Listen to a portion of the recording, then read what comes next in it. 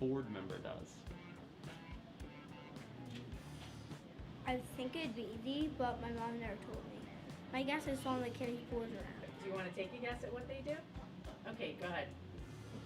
To make people to be good and learn. Hi, my name is Windsor. I think it might be like a thing that is like one of the staff people. One of the staff people. Okay, what do you think that they do? They help the kids and go to different rooms. We're making this video for Avon Grove Charter School board members. We're going to talk about that in a My moment. mom's on the board. Okay, well maybe, I guess this might be on purpose then. I think what a board member does is do stuff.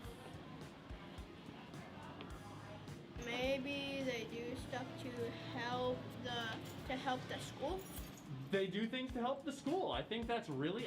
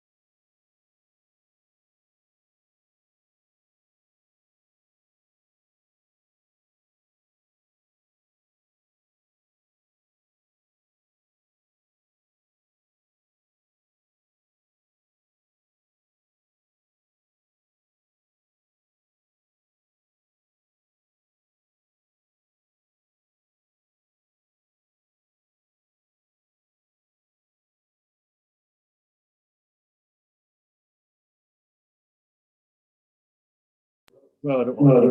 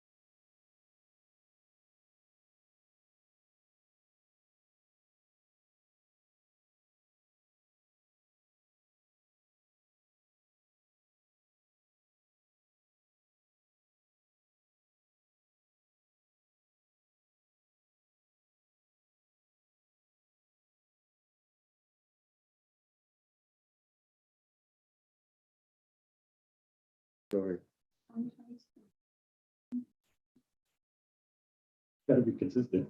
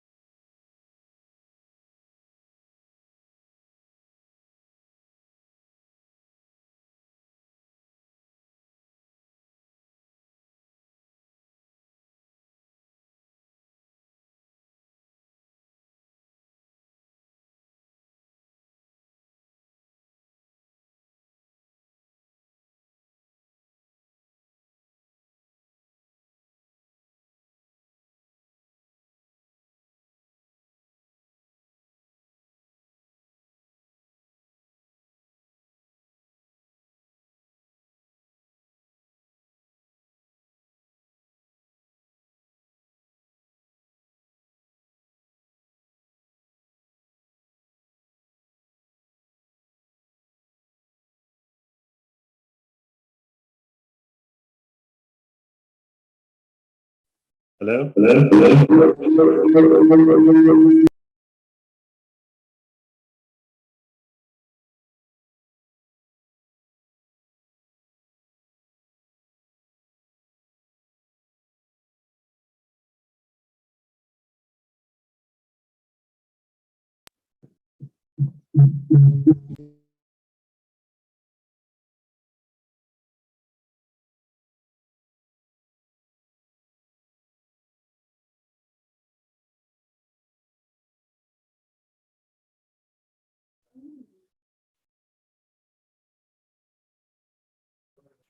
Test, test. Hello?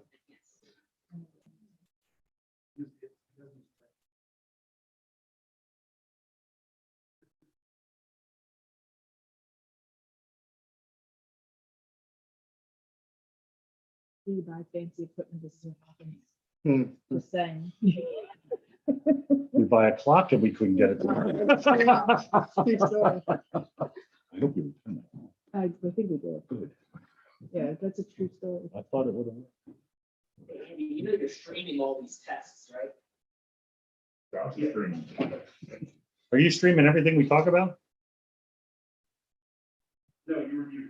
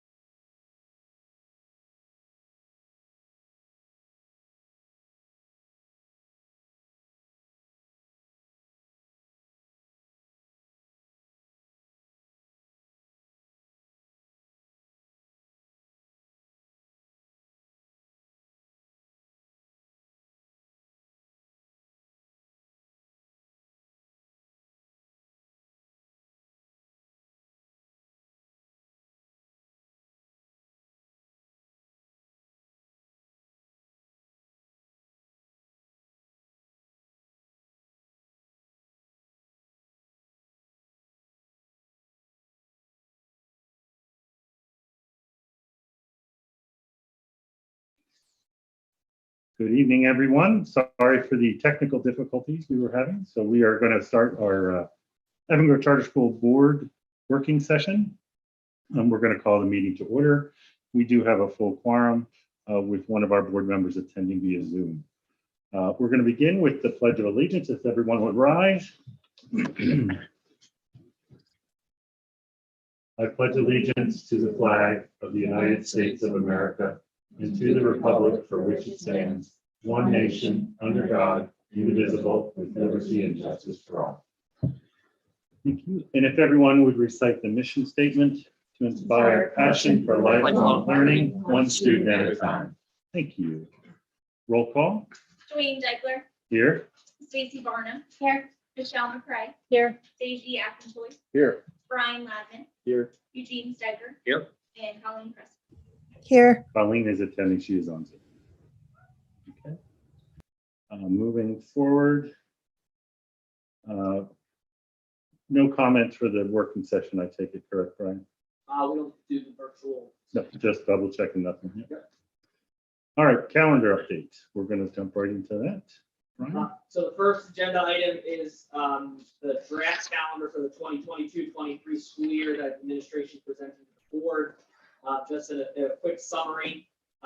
This is similar to previous years, taking into consideration some feedback from staff and parents, as well as some items for the administration that we wanted to put in there, mainly around some additional half days for teacher planning and professional development. It begins the pre-Labor Day. You'll see on the calendar there are some red half days sprinkled throughout the year on Fridays. We had originally had those on Wednesdays, but parental feedback was that it was easier for parents and caregivers to modify the work schedule if those half days were on Fridays for students. It includes half days again for parent-teacher conferences. If we get confirmation that it is acceptable for us to utilize asynchronous learning for next year, we would look to, at a later point in time, amend the calendar to change those half days of instruction, 2 before Thanksgiving and 2 in March, to asynchronous learning days for parent-teacher conferences, but we left those as half days so that the days of school were accounted for the calendar. We included Monday, January 2nd as a day off after the holiday break, as it's the bank holiday, and it extends break a little bit longer.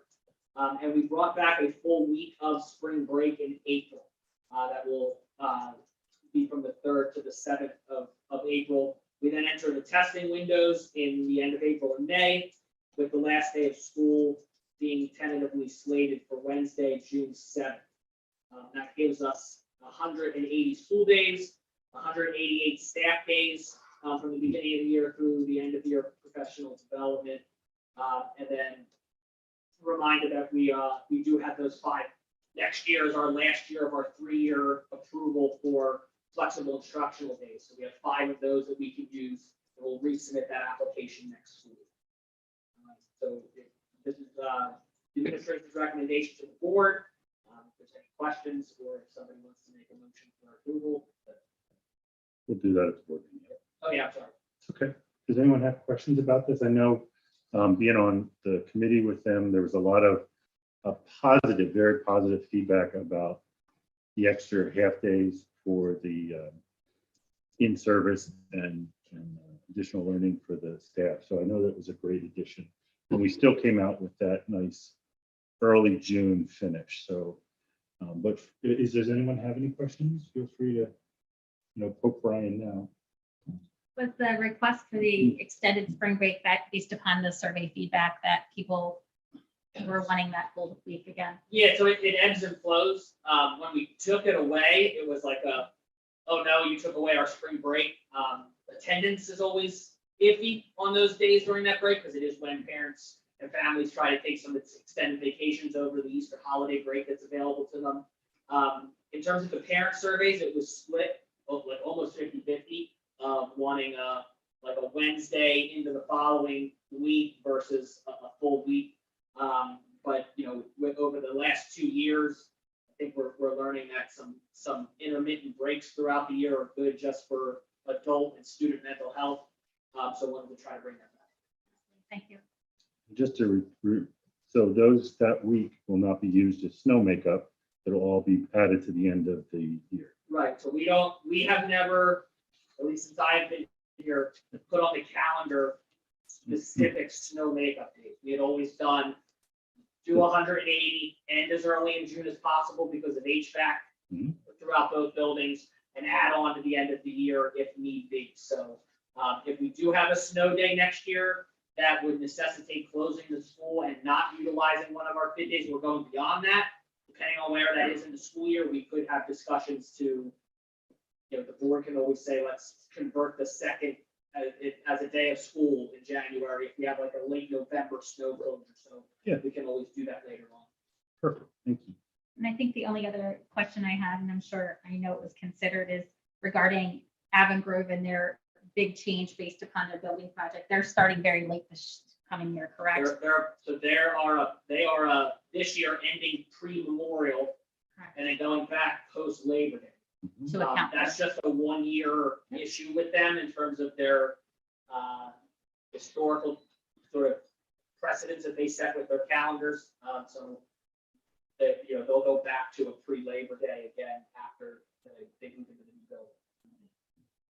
And do you expect this to cause any issues with busing with the other districts? So the charter school law says that school districts have to provide busing for the days and periods in which the charter school is in session. So we've run half days before. The only school district that I've ever seen any language about limiting half days was Coastal Area School District, but it was specifically with non-public schools, so your parochial and private schools. If we have the calendar published, they're obligated to provide transportation. Thank you. It might help adjust them into their new schedule too, to do us first and then give them a little bit of time and then do their runs. So it might actually help them. Any further questions? Thank you, Brian. Yep. Very good. Policy recommendation. So this was the school board member recognition. So it's January is designated for School Board of Director Recognition Month. And so it's a time to recognize the work that you do on behalf of the school community. I know that, as we talk about what does a board member do, adopt policy, vote on budgets, approve curriculum, all of those normal things, your big job for the last 2 years has been pandemic decision-making, which is not necessarily what you signed up for, nor did you know what you were signing up for when that happened. Planning expansions, these are all things that, comes with the territory, but we know this has been extraordinary difficulty in getting through some of the decisions that you have to make as a school board. So we wanted to take a minute and just thank you for everything that you've done. I had a cute video about what the kids think that you do, which is very interesting, what they think you do. I'll make sure that you get it because it is really cute. And then we do have gifts for you at the end before you leave, so that one of them being a charcuterie board, which the teachers got for Christmas, and it went over really big. So hopefully you'll like it just as much as the teachers do. And then as far as, making sure people understand that as a collective team, you're constantly doing what's in the benefit of our children and our staff. So again, it's just a time for us to really show gratitude for all the hard work that you do. So if everybody just give a hand of, I just thank you.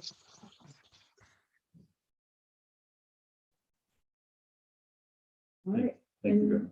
And then school climate committee.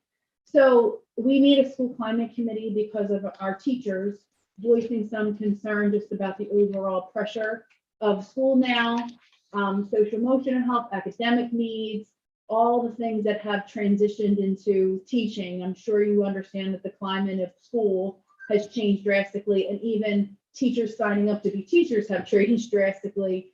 So we got together as a culture committee and started talking about ways to give time back. I know that half-day PD was huge for teachers.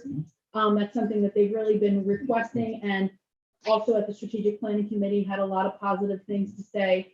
Along with that, we've been talking about how to limit the amount of meaningful meetings for them, how to give them time back in the professional development time that they have, and just really look at all the tasks that they have regarding PBIS and data-driven meetings. And when I had them prioritize their list of on their plate, which was so nice to see, was some of our data meetings are really important. We want to know what kids need. Our lesson planning is really important. The kids' social emotional health is really important. So they were able to articulate what was valuable for them with their kids.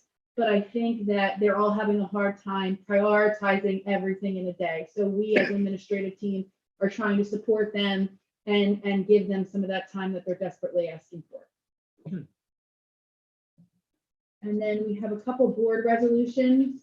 Brian, do you want to go through them? Yeah, so there's 2 board resolutions before you at the board meeting tonight to vote on.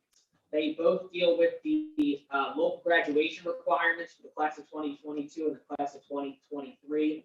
We are asking the board to pass a resolution for the class of 2022, waiving the community service requirement for graduation. They've had 2 years now where it's been hard for them to get out and do community service time, and we don't want to hold that over their head. And then the class of 2023, which is issued with 11th graders, is the same situation. That's the first year that we had the portfolio beginning, where they were supposed to be doing a work-based learning experience, which was job shadowing or internships or a service project. Not being able to have started that at all during their 10th grade year, and still having difficulty this year getting out into businesses and things. They're just not really allowing students in. We wanted to make sure that didn't hang above their head going into their senior year to have to worry about. So I'm looking for the board to pass those 2 resolutions which waives those requirements. It doesn't affect anything related to the Keystone exam requirements for the class of 2023. Just the local requirements of community service in the portfolio. They would still have to obtain all the necessary credits. So just because I have one of those graduated in 2023. So they don't cheat. So what does that do for her having to do the internship? Or She that, could still do, so going into her senior year, she could still do an internship. We're still trying to offer them. And if that's available to her and she finds a business that's willing to welcome her, she can still do that, do her 60 hours, and she would get 1 credit of replacement elective credits. The portfolio requirement required all students to do either okay, job shadowing, a service project, or an internship, and it's just been difficult. We've been finding difficulty aligning internships. General Hospital closing was our network for a lot of the nursing ones that we had. So we're just having some difficulty. We don't have the workforce, let alone being able to invite students in to monitor you too. So it's just been difficult. so they won't have to be, They okay, don't thank have to do. you. Anyone else have further questions? No, okay. All right, moving along. Brings us to policies. Okay, so tonight the administration will be presenting the board several policies for the first reading review. So we have the following policies: 1017 programs for homebound instruction, 2004 student attendance, 2004.1 temporary medical excuse, 2007 confidential communication to students, 2008 withdrawal from school, 2034 pregnant and parenting students, and 6006 child abuse. Those will be presented to the board formally at the public working session. Copies have been made available to all before time. And then once these policies are considered approved, we have 1 policy to be rescinded, and that is Thank you, Donna. Is there anything else from the school principals or directors? Any other comments from the board? I want to say thank you for the video. I know I did see it in the presentation earlier, so thank you very much. And I'm sorry that everyone can't see it because of the technical difficulties. I know you went to a large, I don't know what I want to say, but No, yeah. So, We'll thank you. post it on social media. effort. Yeah, thank you so much. That was the word. Thank you very much. All right, so if there's nothing else, we will adjourn the meeting, and we will see everyone at 7 o'clock for the board meeting. So that gives us 20 minutes. I did plan for some extra time before the board meeting, so you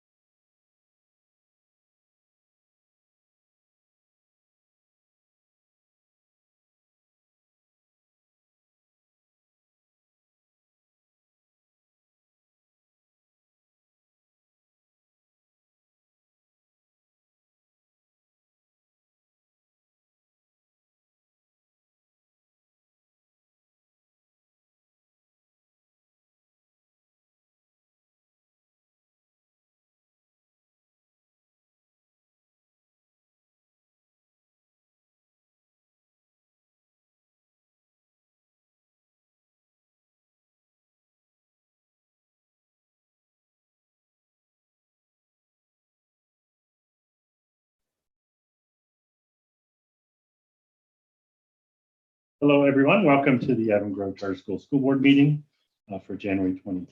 We're going to call the meeting to order. We do have a full quorum of the board with one member attending via Zoom. Let's go ahead and we will begin with the Pledge of Allegiance. If everyone here would rise. I pledge allegiance to the flag of the United States of America and to the republic for which it stands, one nation, under God, indivisible, with liberty and justice for all. Thank you.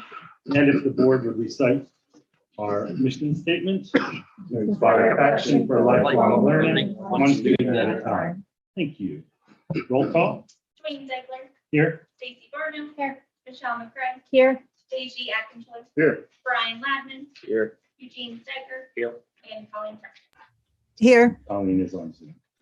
And Colleen, if you need to chime in, please let us know. We will unmute you for your comments.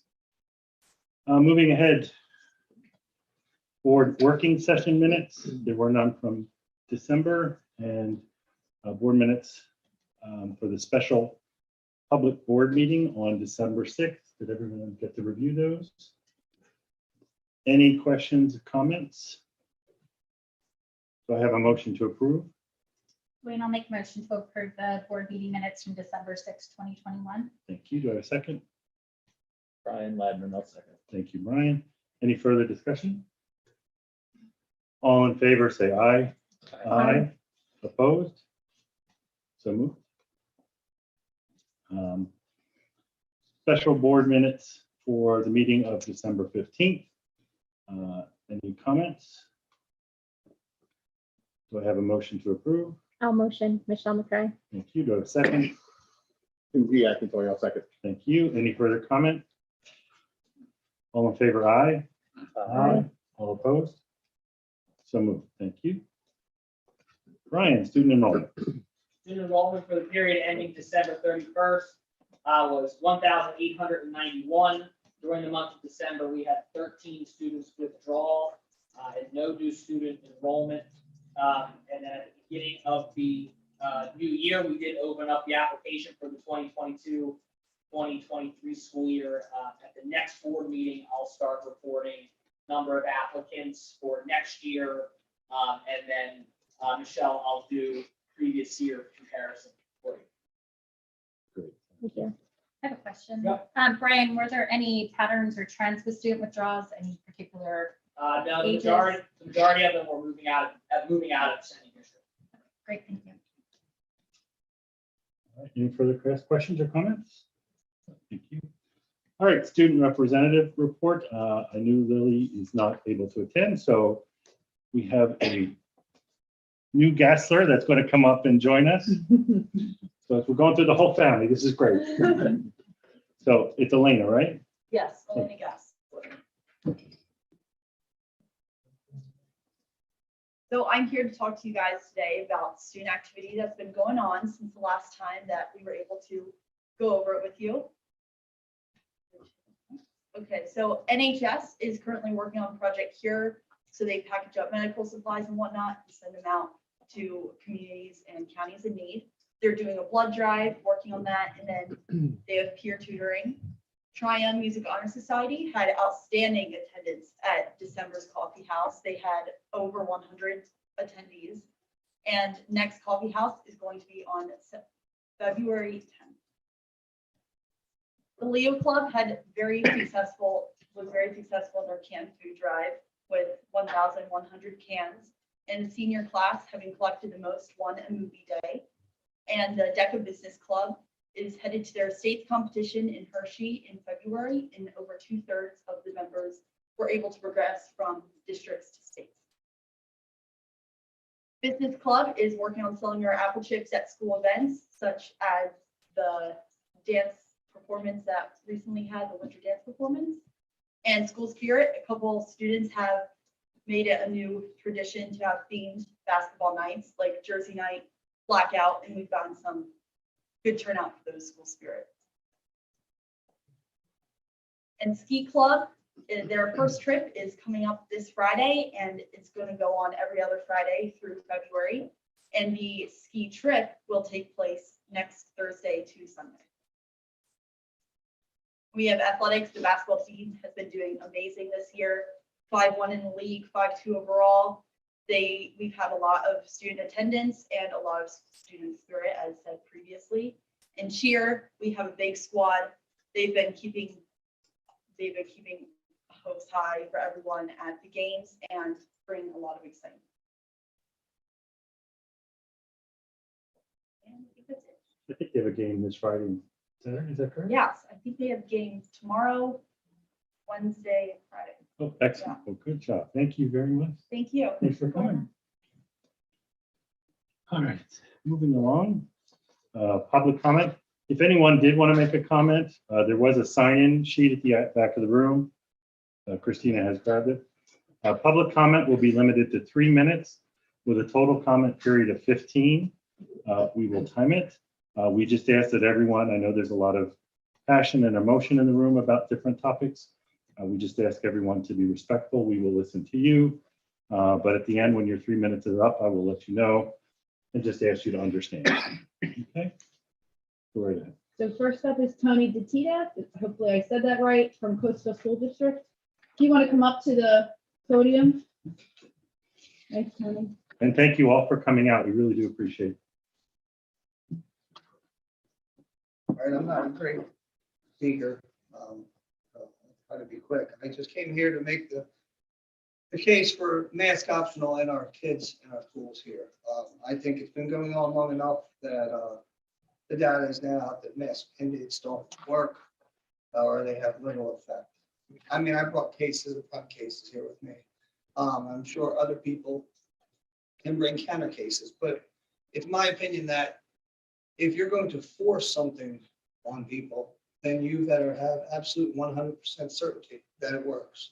And I think now that we are 2 years into this pandemic, there is most certainly not 100% certainty that mask mandates work. I see the numbers from Lancaster County in terms of some schools reported in Lancaster online. I am not able to find anything for Chester County. At least I haven't been to compare, but the numbers are up, down, mask optional. They come down 1 week, they go up the next. Masks, they come down 1 week, they go up the next. I have been able to find no consistency anywhere that masks or in schools are making any difference for kids. I know that they don't wear them outside of school. They don't wear them to go to the store. If you choose to have them wear them, that's fine. But the bottom line is the parents should be able to decide what's best for their kid. And, you know, they should be able to have the final say for their kid within reason.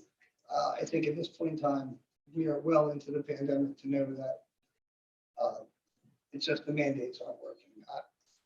I really don't want to cite statistics here. We can do that all day, but I can promise you that it's not 100% certainty that mask mandates work. I see Oxford next to us. I mean, if you just take a reality look without all this paperwork I bought, and you see states that have no mask, or I want to say that differently, mask optional. People have a choice. It does not seem to be that no one's going to crazy hospitalizations and dying. They're living life normally. But I feel like sometimes up here we live in a bubble and we're not looking outside that bubble. I try to do both sides, but our test case has been done for us. We didn't even need to do it up here.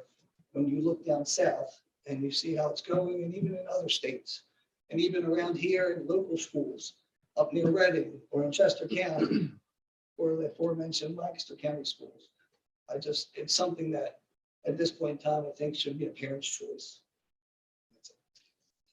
Thank you. Amy Krupa, Avon Grove.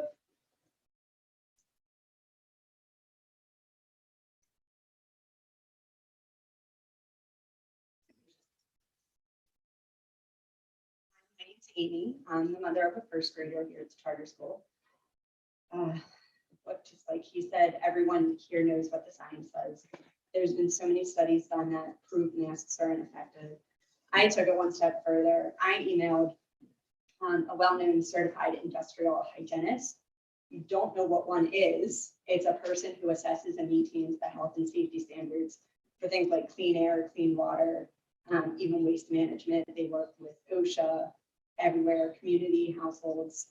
But his name is Stephen Petty, and he has numerous podcasts that inform the audience why masks do not work, why the CDC studies that they cite do not actually show what they claim, and so forth. He has gone as far as giving testimony in June 2021 that helped overturn the mask mandate in Kentucky. Then I went and found even more information about what these masks are doing to children. Freedom for Faces breaks down every area of the mask discussion with citations. So everything that they cite, they have studies to back it up. I have copies if anybody wants one. It's just really interesting. But again, it comes down to what we say. We see our children suffer. Mine has complained of headaches. They fog up his glasses, which might seem minuscule and no big deal to most. But when you're 6 and you're trying to concentrate, it's a huge distraction.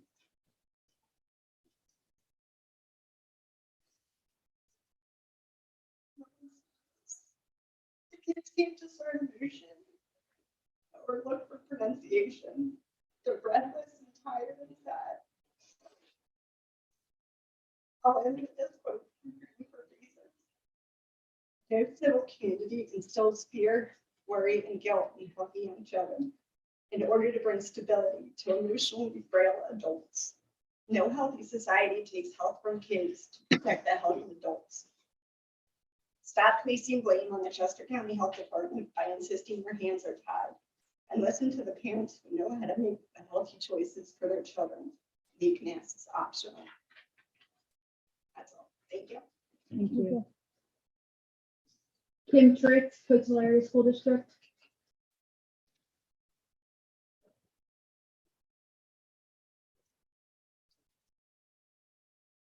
So I wrote this because public speaking is not my thing, so I'm just gonna read it.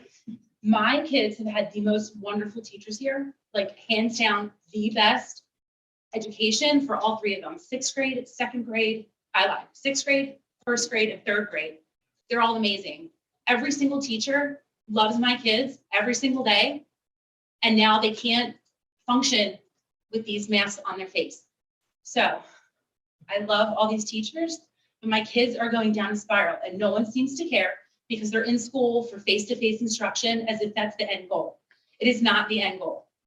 A Brown University study shows that social distancing measures, including face masks, are suspected of causing young children's development to have dropped by up to 23%. My kids have grown to hate going to school sometimes, not every day, sometimes. Other days than Monday. It's infuriating to hear them tell me that they're still not allowed to unmask at recess. My 1st grader today told me that they did. So I don't know if it's like certain teachers do what they want. Like, I don't care. Just like let them go outside and take these things off their face at recess. At the very least, that's it. They run around at gym. My 6th grader had to run the pacer test, like the entire test with her mask on. If she passes out, I'm gonna have a stroke. Like, this is absolutely insane. I love Mr. Kelly, props to Mr. Kelly, dealing with these 6th graders are crazy. Like, let them run with the mask off. Like, smaller groups, I don't care. They're running a pacer test, which one? Horrible. They're running with a mask on their face. They're gonna you can't do this. Phonics instruction, nightmare, because can't see anything. My son is struggling so bad. He's in 3rd grade. He probably is like functioning at like a 2nd grade level, which is insane because in 2nd grade, he was doing just fine. So now his teacher cannot see his face because he's covered up during phonics. Like, how do you read and teach these kids to do like certain things with their mouth? It's like this. It's ridiculous. It's absolutely insane. The National School Choice Week video was super cute. I loved it. My kids loved it. They noticed you guys didn't have a mask on in the very beginning. I personally, I don't care. Take them off. I don't care. And then you came in here and they had them on. Like, my 6th grader wants to know why nobody had it on when they were coming in. But then in here they had them on and they have to sit in school with them on all day long and eat a 15-minute lunch just because that's the 15-minute window because COVID knows, which is BS. Then they have to put the mask on and go out at recess. Like, no. I don't understand why we're so set on universal masking Studies show they're ineffective. Money, ESSER funds, not wanting to rock the boat with parents because they have louder opinions than we do. I'm sorry. Oh, man, really? I'm so sorry. Thank you for understanding. Sam Price, Coatesville Area School District.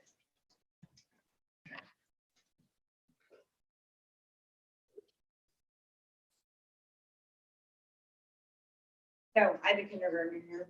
I've emailed you all over the past 2 weeks multiple times. I don't know if any of you read those emails because I only got one reply from Kristen. It was very verbatim with a few of the other parents. So I'm just here to state some of the things I said in those emails. The new CDC guidance says that there's a 5-day quarantine period after a positive test, and then there's a 6 to 10-day period where you need to wear a mask, which means that masks are not being worn otherwise. Masks are not effective. There's been no studies to show they're effective. In fact, the CDC came out and said that they're not effective. They want N95 masks. So are we going to N95 the kids or are we not? Are we going to let the masks go? Are we going to pretend that we're just protecting them from this virus that they've never been susceptible to? They've been the least susceptible population that there is on Earth to this virus. I mean, there's been like 600 kids that have died like in the entire world. And I just don't know why we're doing this to them. I have a kindergartner who is in special learning because she can't pronounce her letters correctly. And I'm wondering if that's because of her or the masks. She's never seen anyone pronounce a word in school. And Jean Franklin, director of the CCHD, stressed personal comfort level more than once on Thursday's Zoom call. Why does that not apply to children in schools? Why is that just for the general public? Why are kids' masks being based on the general public and their ability to remove their masks after that 10-day period and the public transmission level when they're being forced to wear them every day? It just doesn't make sense to me. The arguments a few months ago were that wait until the vaccine's available. It's available now. In-person learning is what's most important to our community. Okay, so a couple months ago, my kid wearing a mask affected that. It doesn't now.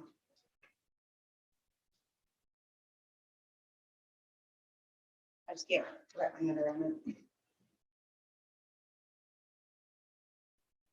We're heading into year 3. That's all I have to say. Thank you. Thank you. Yeah. Thank you all for making your comments. We do appreciate that. Thank you. Okay. Moving right along. Julie, can I make a statement? You may. I just want to, just to the comment about when you do send emails, we do receive them. We do read them, and we do not respond to you individually because we as a board have to make a decision as a universal board. So we do get them. And I think it's important to acknowledge that we do get them, we do read them, because I certainly, when I write something, I'm going to know somebody gets it as well. So I just feel the need to share that with you.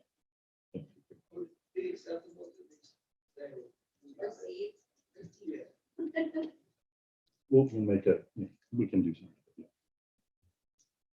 All right, moving right along. My report, the only thing I have is I want to, as everyone knows, thank Avon Grove School District for renewing our charter, which went to a meeting. I know that was a contentious vote at some points from questions. And I know that we are not a publicly elected board, but I feel that we do put our heart into this and we are not publicly or politically motivated like others. So thank you very much, Avon Grove School District. Moving right along, Financial Planning Committee. We'll defer. Thank you. Wait, facilities. Brian? All right, thanks, Dwayne. The meeting minutes are available on board docs, and I sent them around by email earlier today. Just a quick summary. We discussed the summer 2022 projects, and bids were awarded. All contractors are in the submission process. There was should have been a scheduled meeting to kick off on the 18th. I assume that took place without problem. We discussed briefly the ELC parking lot project, and there are discussions with Dan Meyer and Becky Dorman Child to look into that expansion in the front of the building, which is currently a mud pit. And then some brief discussions about long-term planning. And that will continue on as we go through 2022.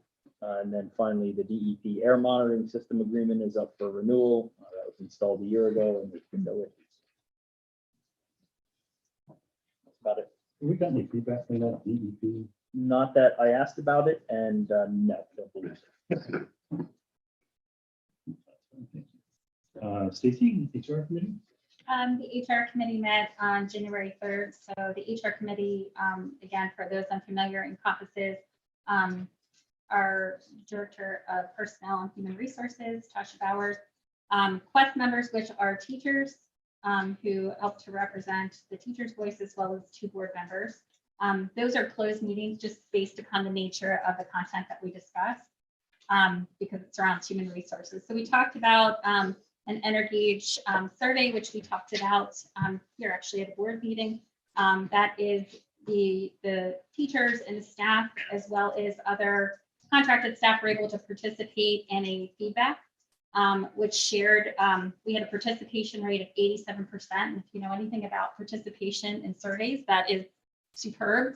Typically response rates are anywhere from 30 to 40% are considered good. So it was a great way to pull together feedback, which the administration is going to be working through. The benefit is we can compare data from year to year. And again, we'll have the ability for the staff to complete the same questions.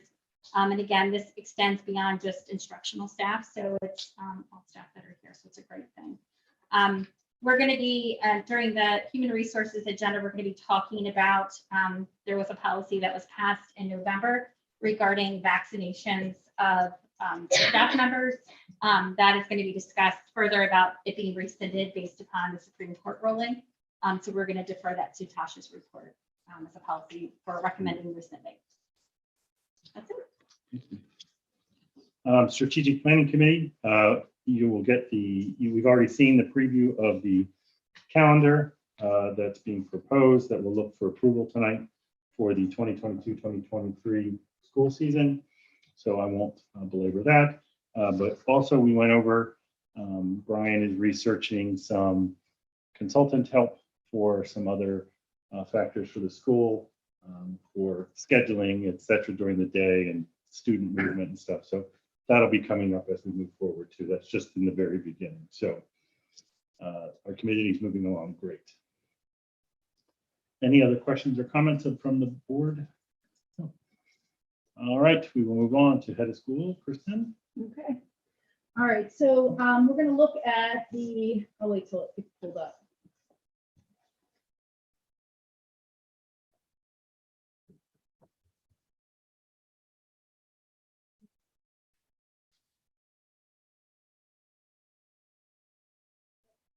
Okay, so we're gonna look at an overview of the health and safety plan. So there's health and safety goals, talking points, Chester County data, Chester County Health Department guidance, community impact, health and safety updates and considerations, and the timeline for moving forward.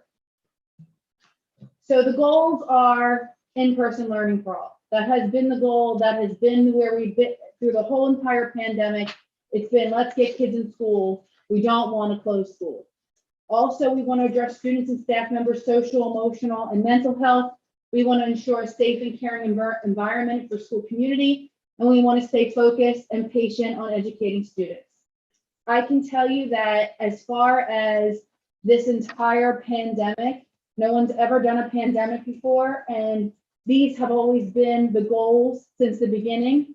I'm going to talk a little bit about school professionals versus medical professionals. We are school professionals. So since the beginning of the pandemic, we've been relying on medical professionals to give us advice on what to do. I can also tell you that as a school, we really want to make sure that people understand when following the Chester County Health Department, they've never done a pandemic either. And so as they're getting data and CHOP's getting data and everybody else that's giving us guidance is getting data, it's changing because they've also gone through a pandemic for the first time and looking at data as we go along. So as everyone is very frustrated and confused with different guidance, I can tell you that a lot of this comes from us never doing it before, which I hope everybody understands that we're all trying to do what's in the best interest of the community. So, we followed the Chester County Health Department from the beginning, the first pandemic for everybody. We share frustrations and confusion. I understand, I'm in your community, I'm going to the store, I see that people aren't wearing masks at basketball games, at the grocery store. If there was ever a time for us as school leaders to be on the same page, it should be now. It should be now, and I've said it since the beginning of the pandemic. There should be no confusion about what's in the best interest of kids. So it should not be a political thing that board members are deciding. It should be something that we, as collaboration with medical professionals, are telling us what to do. So it is very frustrating to be up here with a school board trying to understand what the medical professionals are trying to tell us what to do.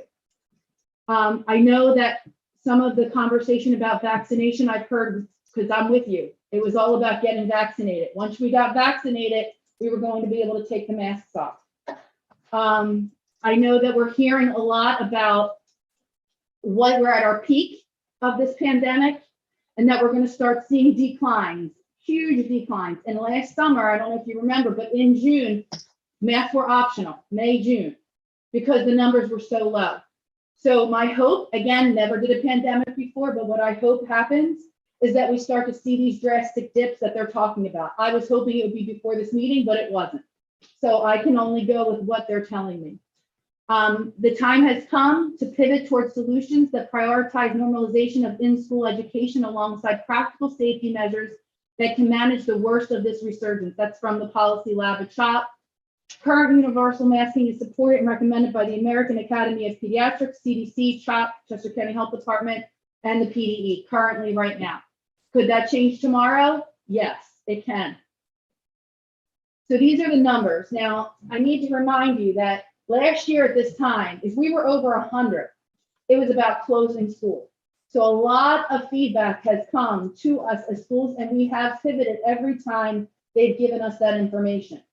So you see from week 1, which is what we're currently in, we're at 904, but we were breaking 1,000 last week and the week before, and then 839. That was numbers we couldn't even dream of last year at this time. So there is a huge pandemic that's happening with our positivity. That might be a good thing for us if we have herd immunity. We're not sure what the numbers are going to do, but like I said, based on these numbers, what we're hearing is that we're going to see a huge decline from here. You see the positivity, State Road, there was 227, ELC, there's been 133 positive. You also see the county for 5 to 19 for vaccinations and 19, or 5 to 19 and then 19. Any questions about the Chester County data? That number for Avangard, what time period is that? Avon Grove Charter? Yeah. That's big since the beginning. Okay, great, thank you. Okay, so this conversation has already changed just based on this week. So, or early last week, what was it, Friday? I can't believe it already. It's already Friday. So the contact tracing. Currently, what the guidance has been is that they still want you, this is not saying nobody should quarantine or isolate. They're saying as individuals, you should follow the guidance for isolation and quarantining based on your positivity, that there are so many people that are positive right now that it's not reasonable for schools to have to continue contact tracing. We have to assume that people are positive and we have to continue to do what we're doing for mitigation. So we've always isolated and quarantined on behalf of the Chester County Health Department. That was what they gave us as guidance. We gave the official letter. They are no longer allowing us to give that official letter anymore, which means that our school nurse cannot give that guidance. However, the Chester County Health Department is still saying that there is guidance for you to follow if you're positive and you are sick at school. So we are still following the guidance as far as if you are positive and you need to isolate. I do have Holly here for any questions that the board might have regarding close contacts, the chart that the Chester County Health Department gave us, and also how she would like to continue to work with parents. Obviously, if a student is positive, she'll still report it to the Chester County Health Department and we'll update the dashboard weekly. Is there any questions for Holly right now about quarantine guidance, contact tracing? So I just had a question. So we are ending lunchtime quarantine tracing, contact tracing. Yeah. I mean, that's the biggest risk throughout the day. I mean, I understand COVID does not know 15 minutes. But right now, as it stands, that's the riskiest thing that our kids are doing with the smallest population that can be directly affected within a 3-foot Right. space. You want to answer that, Holly? So again, our ability to contact trace and then issue quarantines have been removed by the health department. I think part of the reason, again, yes, lunch is an unmasked time in close contact. But again, looking at the bigger picture, kind of like the parents have spoken about, the kids, once they leave school, are going to basketball games, sleepovers, and movies, and all kinds of activities like that. So it's just almost impossible to pinpoint down to a lunch. And now the option for kids to be vaccinated and things like that, it's just not as effective. And even outside, I mean, we do not allow, it's mask optional outside. That was part of the video too. We were outside when we did the video. So that has always been a thing. I'm not sure if staff is not being consistent about that, but I know that we've always said that since the beginning. So I do think it's, at this point, their communication from the Chester County Health Department is it's unreasonable, unmanageable to ask somebody to contact trace when it's hard to decide how long, 15 minutes, with who, and because this surge is so large, to assume that you're a close contact to everyone. Sure, but the students are still sitting in assigned places in the lunchroom, correct? Correct. So they are identified. Right. I agree with the fact that notifying an entire classroom is not productive, but the greatest risk still continues to be during lunch. Yeah. And if we're sitting kids in known places, identifying child to the left and the right of that case seems kind of obvious to me, as kind of a low-hanging fruit. We've done an incredible job to this point, an absolutely incredible job to think back to where we were and where Avongrove was when this semester started, or the year started in 2021, and how we weathered that first storm. I would just hate to see us take a step back and then hold our breath. No pun intended. But I know that if that's what the guidance is from the health department, we can't necessarily go fully rogue. But is there any way that we can do anything that's still legal and perhaps a little bit, there's some problem solving in there? I mean, all of our children know who have tested positive. You ask somebody who's not in school and they all spit it out. The assumption is that they're either quarantining or they're isolated. I think that it's the messaging. If we do for some and not do for all, and then not have the guidance being that when we were quarantining and isolating, we were doing it on behalf of the Chester County Health Department. So now calling parents and saying they were together for 15 minutes, positive, the kid doesn't have symptoms, but vaccinated, not vaccinated, it becomes a lot of miscommunication, and then parents get very upset versus having the ownership of their kids being, I know when they're sick, I know if they have symptoms, I'll follow the guidance. So this is like our first step of saying, you're responsible to make sure that you're following the guidance of the health department. I understand they don't know who's sitting with them at lunch, but again, they also don't know who they're playing with it outside directly near each other. It's hard to, because of the severity of where we are, be able to pinpoint every situation, but I do understand what you're saying. Yeah, I mean, this virus continues to spread because of indoor close contact. That's not Right. debatable. It's just not. And it's just unfortunate if we're going to take that step back during lunch. Okay. Well, I'll get through this, and then if you want to make motions on, you can do that. Okay. Okay, so right now, school-wide student absences related to quarantine since December 1st. Now, this could be one student out for 5 days. This is for days. So this isn't 778 students. There's been 778 students that, or days that kids have been out due to quarantine or isolation. school-wide employee absences from December 1st. Now, this is not all COVID, but does not include school business or jury duty. It's 261. Why do I say this? I think it's important for the board to understand that there is a shortage. So about sub-shortage, 20% of our teacher absences were unfilled and internal coverage was happening with our staff.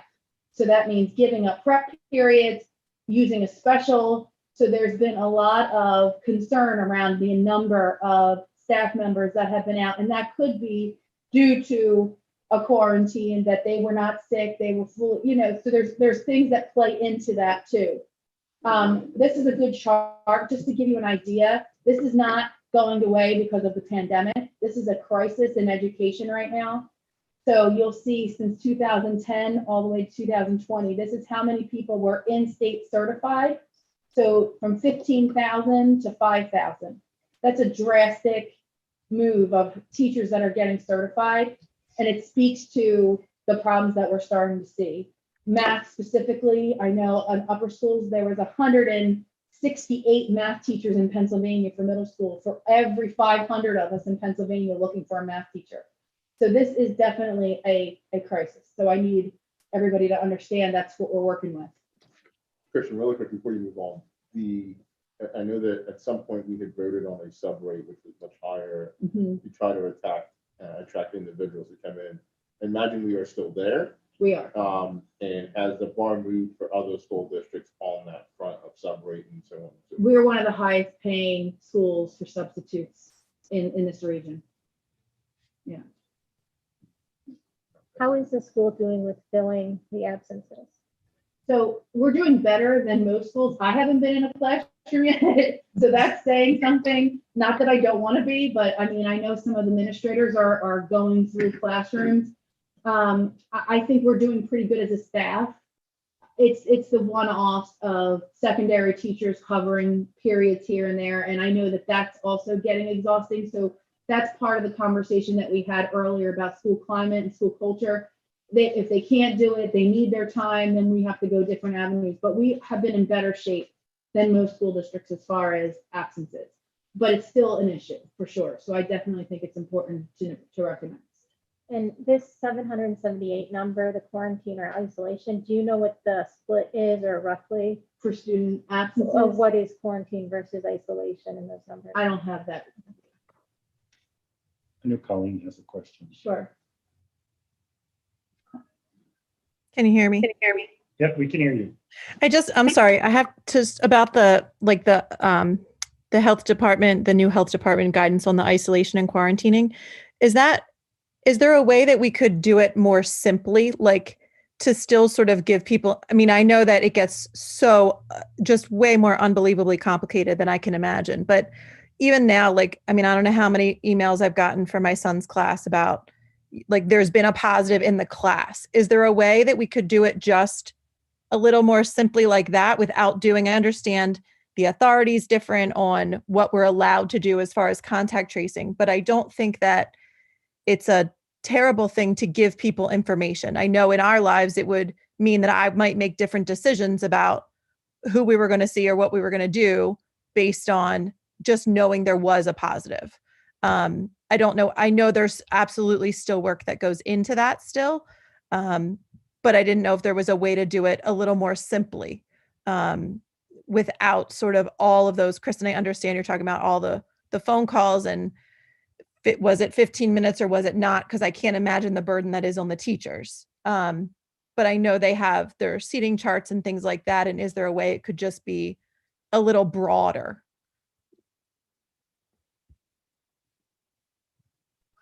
Yeah, I hear that. I know that.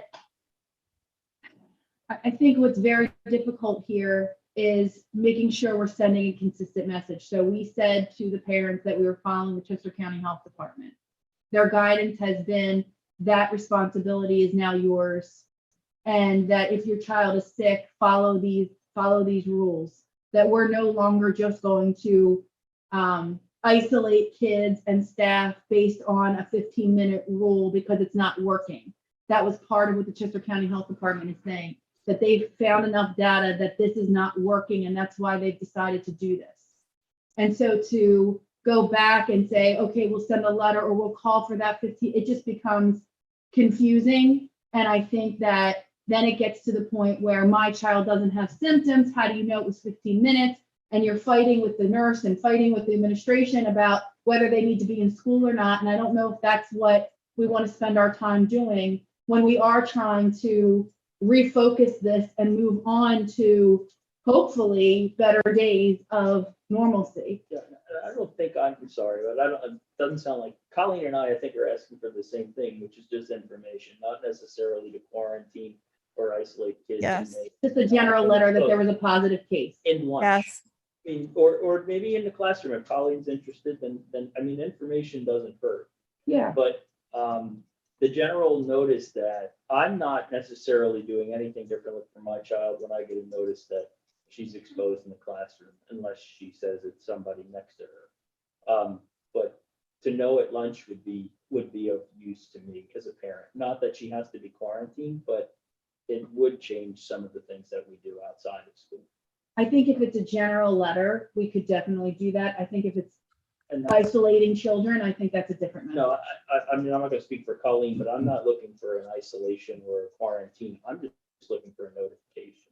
Oh, do you have any concern? Well, it doesn't, there's not really a way to simplify contact tracing. It's still a matter of first, the parent of the positive child notifying us in a timely fashion. Even sometimes we're notified way too late to even let someone know. It's either past their contagious period or where they would have developed symptoms. But just to contact trace a lunch involves knowing who sat on either side, the immediate left or right of the child. If they even know, sometimes they don't. It's like, well, this boy from, this is Bishop's class that night. Didn't follow the seating chart. Right, didn't follow the seating chart. Kids get up and move seats. Kids move the dividers on the tables. So even if I have names, I then have to go watch lunch video to determine, were they actually sitting next to each other for this period of time? Did they both have their masks on? A lot of the kids will pull their mask down, take a bite, put it back on, and eat. And that's how they eat their entire lunch. Like, watch it happen. I'm not saying everyone does that, but a lot of kids will do that. A lot of staff encourage kids to do that. But it doesn't, so there's not a way to simplify it to make notification easier. Like, the process is still the same. Whether. So you're saying just a general letter though in the whole lunch, not necessarily to the right or left, but like there was a positive case in the lunch period. Well, I think. if we Maybe get at some the more- table. I'm like- sorry, Colleen. I'm sorry, but is there a way to like we get them for the classrooms, like not like a different, it doesn't say you were a close contact. It says there was a positive in your room. Hey, heads up, positive in the classroom. That's all it says. But maybe not like left or right, certainly not to the point that Holly has to watch video, but just like, these are the people at the table. And so, and you know what I mean? It's just like Brian said, it's just information. It's just information because then it allows people to make better decisions, I think. But Or does this watch now for go- symptoms. This goes beyond lunch. Because if let's just use a hypothetical. Bobby here has COVID or is symptomatic and he's in his classroom all day, then he goes to lunch. So he's going to have contact, I understand during lunch he has his mask on. But so do you just send it to the lunch people or do you send it to the class people? Because I'm just saying if you get a notification that Bobby, and I'm just using a name, has a case, we should send it to his class because everyone around him should be his class, even when he eats lunch. So I'm not sure he had the extra work of, and I understand what you're saying, I completely understand, of trying to figure out who's at lunch versus, okay, let's just send it to his class. Well, Would that cover the same thing? Yeah, theoretically, but the point is, I guess, is just a way of stepping back and getting information out. I mean, because what I'm hearing is contact tracing, but we can debate the merits of contact tracing in school. That's not the point. But if it's a lot of work for nothing, then what's the greatest risk that the kids have throughout the day? And that points to lunch. Correct. I'm not debating. And so then can we boil it down to a message for that period? And you're right. I guess I don't know much about lunch. I haven't seen where It's all kids the are sitting. same, it's all the same grade, it's all the same class. Only in the elementary school. Elementary. Well, here they mix. What do they mix? You want to come up so they can hear you. They're saying they can't hear you when you speak. Yeah, like the Zoom. So I can't speak to how all lunches go, but kids are typically seated either by grade or by class in the cafeteria and the cafe gym. Again, I think the option of informing parents of a positive case in the lunchroom every day, that would probably most likely happen almost every day. And again, it creates panic, sort of like if you, on a small scale, would equate it to a head rice letter that goes home. The kids, the parents panic and they're like, oh my gosh, now my kid has head lice and now I'm treating them when it's not necessary. So again, the goal of the health department is to reduce the overall burden of contact tracing on school nurses, and at the same time, put the responsibility on parents to really monitor their kids, not send them to school when they're sick. If they choose to vaccinate them so that they don't need to quarantine if they become a close contact outside of the school. The guidance for the general public to quarantine and isolate is still in practice, and we are able to offer those guidelines to families who are served. So at this point, we'll let Kristen finish, and if Brian and or Colleen would like to make a motion of something they'd like to see, we can bring it to the board and see if it would be supported at that point. Is that fair? I don't want to cut you off. No. Yeah. Colleen, I don't want to cut you off either.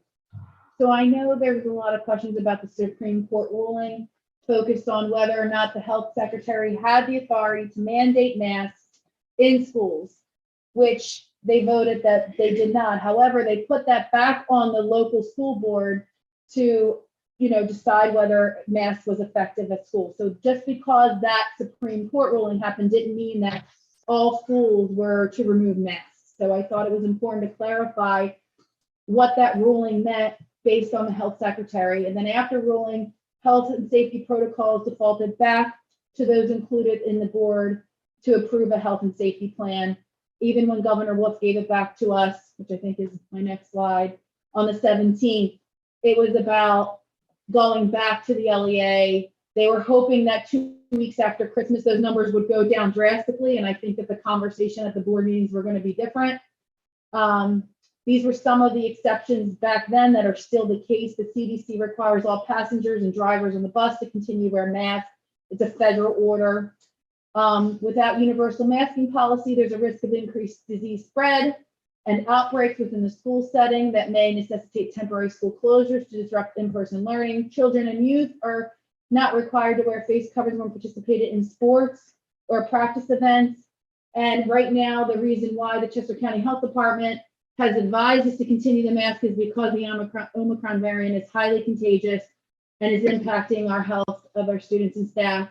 And again, this is one of those things where I'm hoping what they said is going to happen, that we might see a big decline where this conversation could be different in the next month. The American Rescue Plan Act requires each local education agency, we as the LEA, to receive ESSER's fund needing to have a health and safety plan. So these masks, I think there's confusion about, you got to keep the mask on because you got to keep your money. That has nothing to do with it. The only requirement for us is to have a health and safety plan for us to get ESSER's money. So there's no conversation around politics or decision with ESSER's money. The health and safety plan must be reviewed at least every 6 months. And some people are like, why do you have these meetings anyway? Why are you even having them? It's because we have to review it every 6 months. And it's also when CDC recommends different significant changes, which they have in the last 2 weeks, even just with the quarantining and isolation. All revisions must be informed by community input and reviewed and approved by the governing board, which we've been doing since December with our surveys, and then had our special board meeting. Approval and board availability for COVID-19 vaccines obviously are available to children, and even boosters are starting to be available to our younger population. Nobody is mandating vaccines for adults or for students. There's also a K-12 testing project that we're in, Project ACIT through CHOP.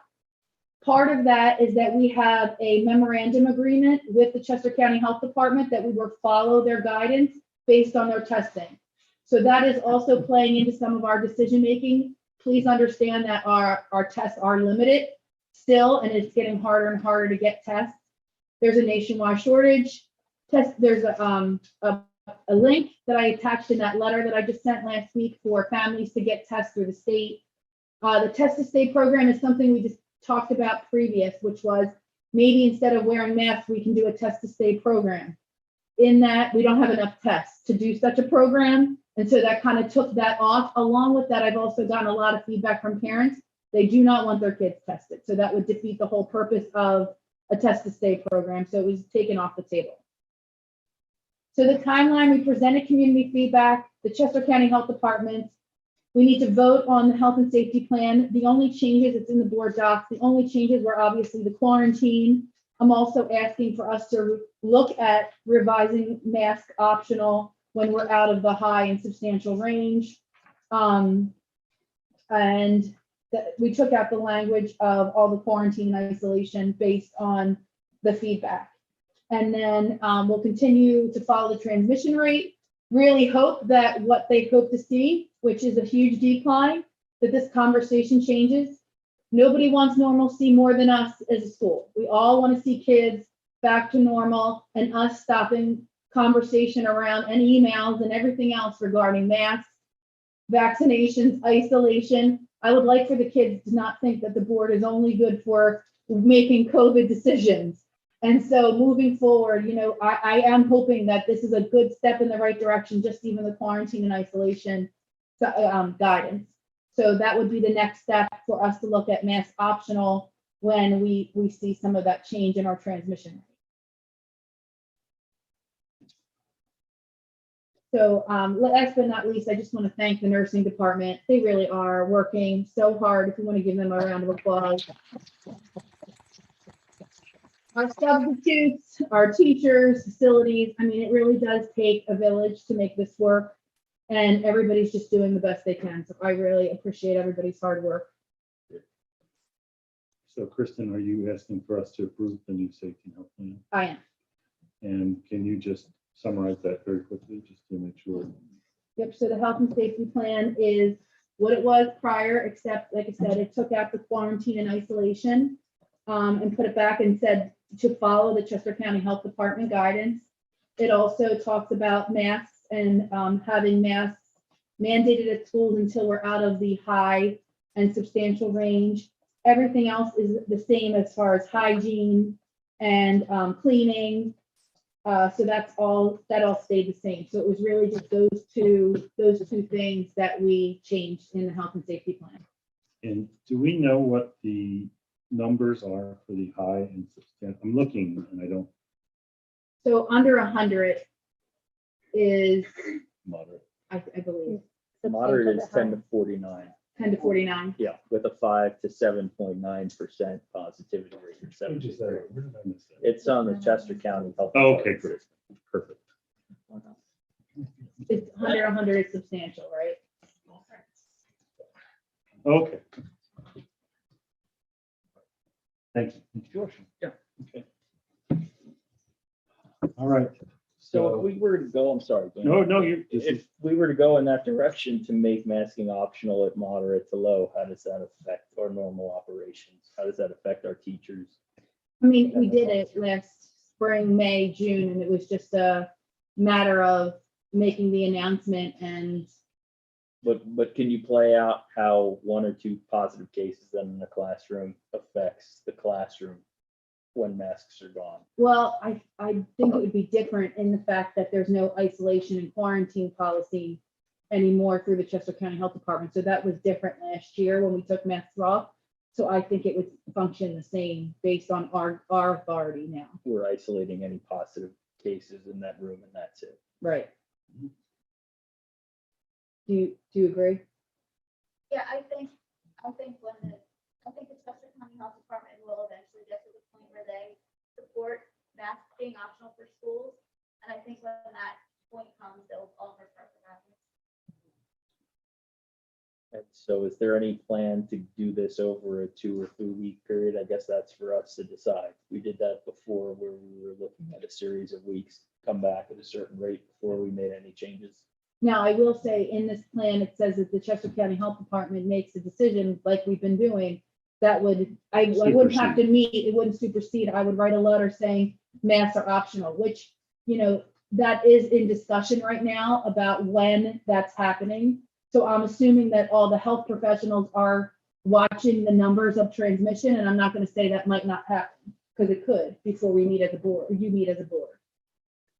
So- Sorry. What you're saying is in the past, we were discussing the 2 weeks, you have to have 2 weeks of the Yeah. cases before you transition in case there are any blips or holidays that could really impact the numbers. And that was, okay. Right. Yeah.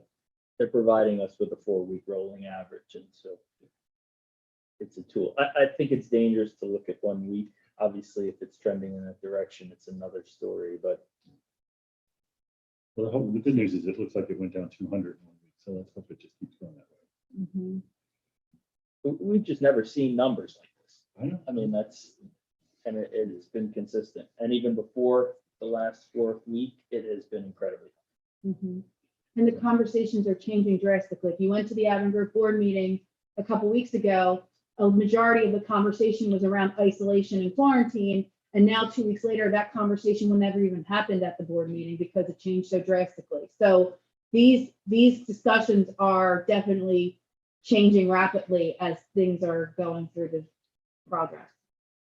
Do we have any feedback on vaccination rates within the school? I will say to you, I don't find until somebody's positive, they're not really showing Holly vaccination cards. So we never ask for them or require them. I find that when somebody's going to be isolated, whether they're vaccinated or not, that's when they're starting to show their cards. Oh, no, we're vaccinated. I'll show you my card. So my days are different. So we're not getting a ton of, let me have your vaccination cards to the nurse to even be able to say that. Which is another piece of contact tracing, is to look up, individual students if I don't have record of their vaccinations, to see if they're vaccinated, because it was different guidance, vaccinated or not vaccinated. Sure. I mean, the Department of Health is very clear that they want to limit contact tracing to focus on the most at-risk populations. And I guess I continue to wonder, how at risk are we with our vaccine acceptance rates within the 2 schools? And I don't know if we have a good feel for that information. I mean, off the top of your head now. I know the survey from November asked parents if their children was vaccinated. Do we have any numbers on that? I know we saw it in general, but not like summarized. Brian, do you have that at your? Yeah, I don't think it's as high as the county data for the age groups. No, me neither. And that at least one shot is frankly not going to do anything. Certainly the younger kids are starting to pick up and they would fill that in.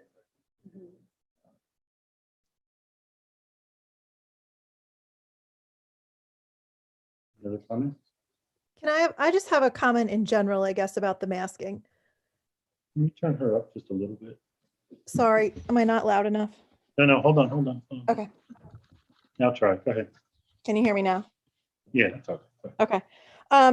I guess so my opinion at this point is that the masks should be optional for the parents. I don't have a problem with stopping the contact tracing. I would prefer to have more information, but it's not the end of the world to me. And I think something that I can't remember now if Kristen or Holly said it, but essentially what you said was that they're putting the responsibility, the health department is now saying the responsibility is on the parents. And that to me is kind of the whole point. I'm not saying that my kids still wouldn't be in a mask. But that's my decision. And we have other things in play that might make me make a decision to have them still in a mask. But as far as I'm concerned, we have a couple things in play. Number one, now we're seeing that the cloth masks are basically ineffective. And I have to believe that a lot of kids are wearing cloth masks. So is that doing anything at all? My guess is not. And has it ever done anything? Probably not. Then you're supposed to have N95s. Well, there are no N95s for kids. So maybe at a certain point they can have N95s, but that is a whole different ballgame. And then there's KN95s, which now the articles I'm reading are saying that most of the KN95s that you get are counterfeit anyway. So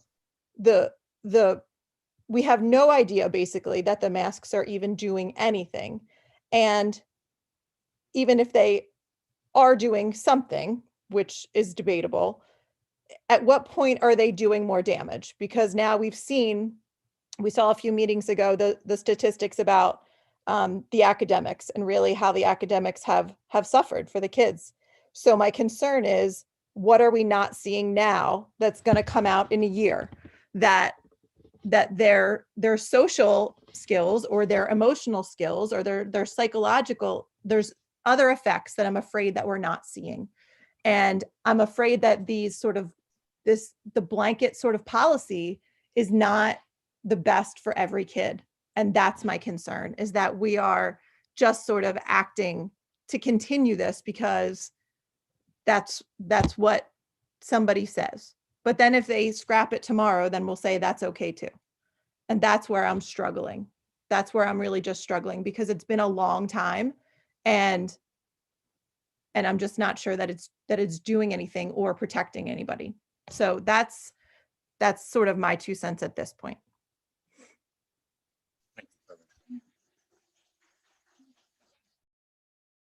The only other question I have for the administration is any feedback from teachers and staff regarding just their information about their comfortability in the classrooms, what they're sharing with you, because we know we have a staffing crisis. We don't have enough staff on some days to, we're making do, but making do is not enough. So what have we heard from staff or any members in the schools, specifically instructional staff, but everything down to, the concerns I know on a day-to-day basis, many places are, do we have enough bus drivers? Do we have enough people to even open a classroom? So what are we hearing?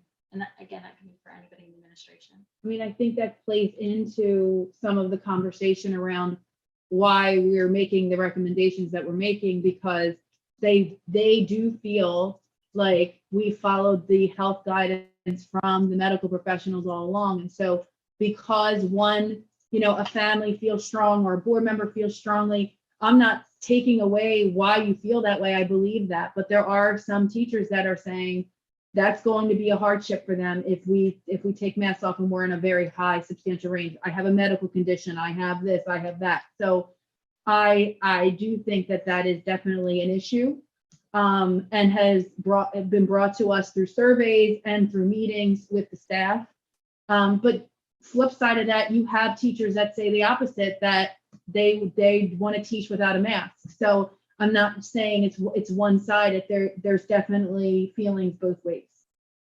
Would there be any consideration for, and again, this is just a consideration, that if there was masking optional for students, that there was where staff would be required to wear masks? Has there been any exploration of employees and staff wearing them? And again, I know the studies on all sides as far as mask wearing and mask wearing, if one person doesn't have one, has there been any discussion about that? Or would you be looking for this health and safety plan to impact everybody in the building? When masks were optional last year in, I want to say it was May and June, it was for everybody. So staff had the option to wear a mask or not as well.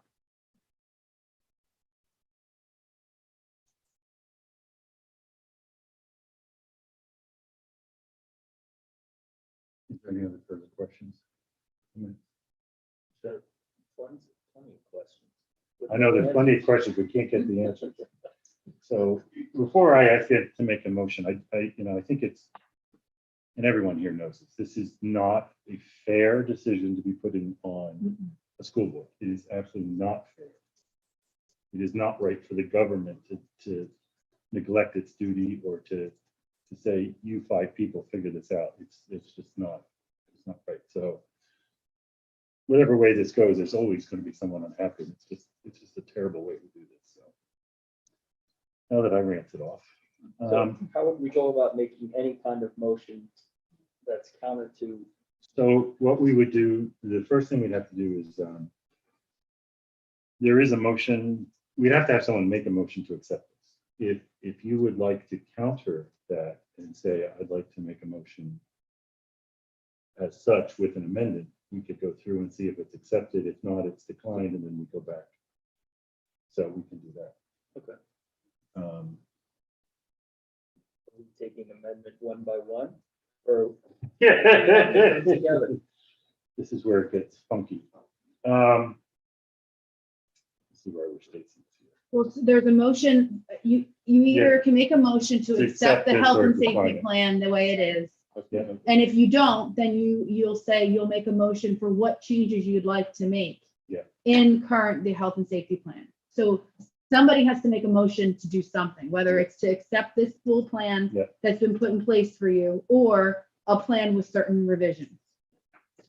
I would highly recommend not doing one by one, because I No, saw no, that no, at the no. Avon meeting and it was very confusing. So I would say, make a motion with what you want in the plan. And I want to clarify the health and safety plan as it stands right now that we're seeing that we have this in front of us. That does not include the discussion about contact tracing. No, contact tracing has been completely eliminated from this plan based on the health department guidance. So if you want something in there about the lunchroom, that would be something that we'd have to put in Well, to the health and safety plan. The other thing we could do is, Stacy is free. We can recess for like 10 minutes. We can give her a I call. don't think it changes what has to happen. Like, I mean, Stacy can be on the phone, but I don't think it changes. I just want to make sure that we're progressing correctly and we That's do it because there's so Yeah. much on the line. So, if everyone's okay, we'll take just a quick 10-minute recess. Mhm. Don't go anywhere. Have a cup of coffee. We'll be right back. And let's just get on the line. We'll go up there. We'll just talk. We'll just make sure that we do it right. And I want to clarify, it would be about procedure. It Yes. would not be any discussion No, no, no, no, no. regarding mask mandates No. or not. It would just be what are the steps for our voting Yes. and how we would put forth the motion. Yeah, so we're not talking about masks. We're just gonna make sure that we do any changes or motions correctly. That's all. So we'll go into a 10-minute recess.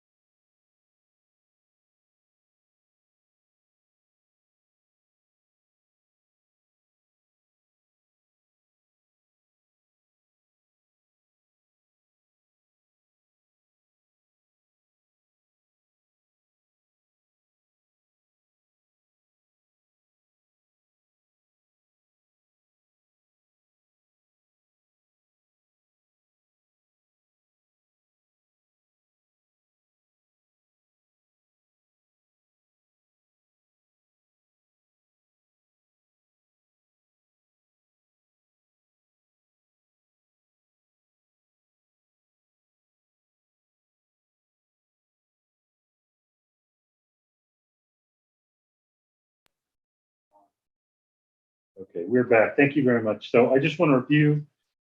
We wanted to go through a matter of how the proper procedure and policy is not about masks. We had no discussion about anything of that nature. We wanted to make sure that we put the amendment or the motion forward correctly, and if there's any amendments, that it is voted on and presented correctly. So the process is the motion as presented, which is this health and safety plan, will be put forward. We'll see if anyone makes a motion to accept it.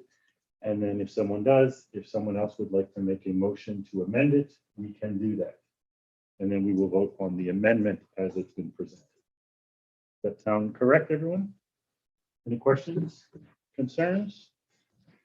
All right, having said that, is there a motion to accept the revised health and safety plan as presented this evening? I'll make the motion, Michelle McCray, to accept the revised plan as presented. Is there a second or an amendment?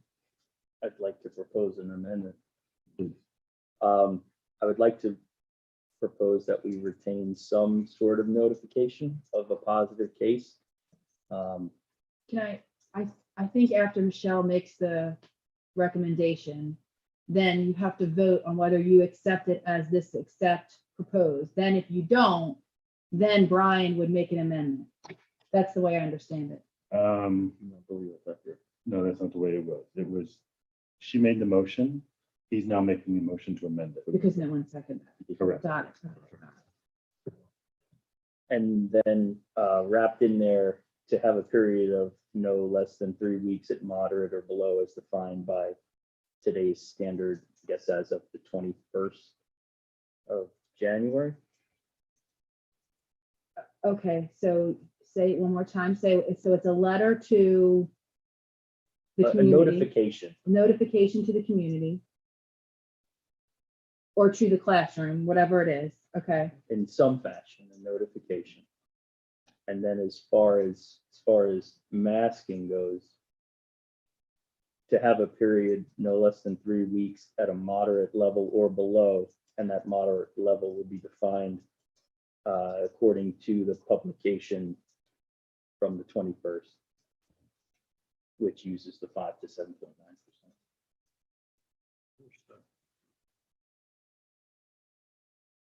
Okay, so on the floor is a motion to amend the safety, health and safety plan to include what was presented and to amend to make it a notification based on any student that is positive and a 3-week hold on, for lack of a better term, mask optional when we go to moderate.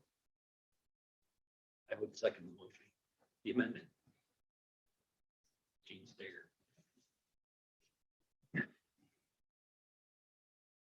So now you're voting on Yeah. what that is. Correct.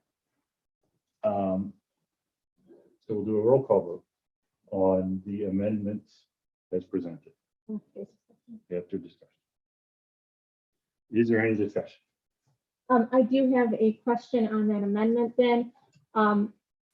By adding the 3 weeks that you have to stay within the lower range, is that then superseding the CCHD's guidance? So there's an or in this? Are you adding that 3 weeks? Are we cutting off that if their guidance changes? Yeah, if their guidance changes, because Then- right now we're still at masking. All right, so if their guidance Mandatory mask. changes, the whole Correct. thing about the 3 weeks we ignore. If the health department says tomorrow that there's mask optional, do we follow what the Chester County Health Department says mask optional? Or are you saying your 3 weeks supersedes that? I Meaning would they- like us to see that we supersede the 3-week period where the percentage drops. Because right now it includes both. So you adding the 3 I would weeks. take we that still out. have- Mhm. So you're saying we've been following the CDC all along, so now we're going to make the decision that we know more than the CDC. CCHD. Well, we went ahead and we accepted masks. I know we had problems procedurally initially, and we accepted masking before they did. I was fine up until that. Okay. But you're gonna vote because there was a second. Yes, we are. Okay. So any other questions or discussion? Okay, roll call. Dwayne Decker, No. Stacy Barnum, No. Michelle McCray, No. J.G. Atkinson, No. Brian Lyman, Yes. Eugene Stecker, Yes. and Colleen Preston. No. Okay. So having that amendment is down, we go back to the original health and safety plan. Is there a motion again to approve the current as presented? I think we have the motion from Well, Michelle in second. This one, we're going back. So we have to start over. So is there a motion to, and we can do another amendment, but is there another motion to approve the health and safety plan as presented? This evening? I'll make that motion as presented. I would like an amendment. The amendment of the contact tracing or the inform of parents in case of contact or in case someone is ill in the classroom. And also the 3 weeks without, but the CCHD would supersede our 3-week mandate.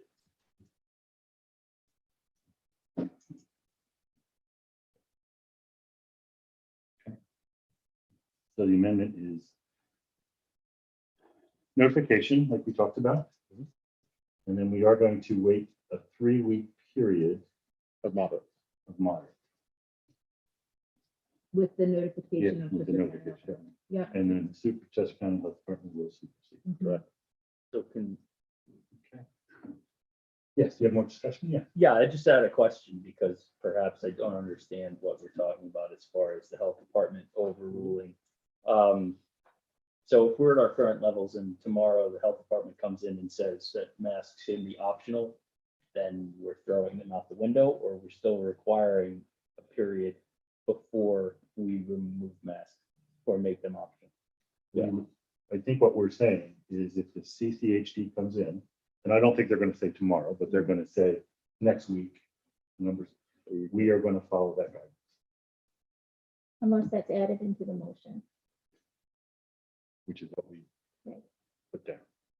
Otherwise, if we fall into moderate for a 3-week period, regardless of what CCHD says, we're making masks optional. That's correct. Because that's part of their guidance anyway. Not the 3 weeks, but once you get moderate.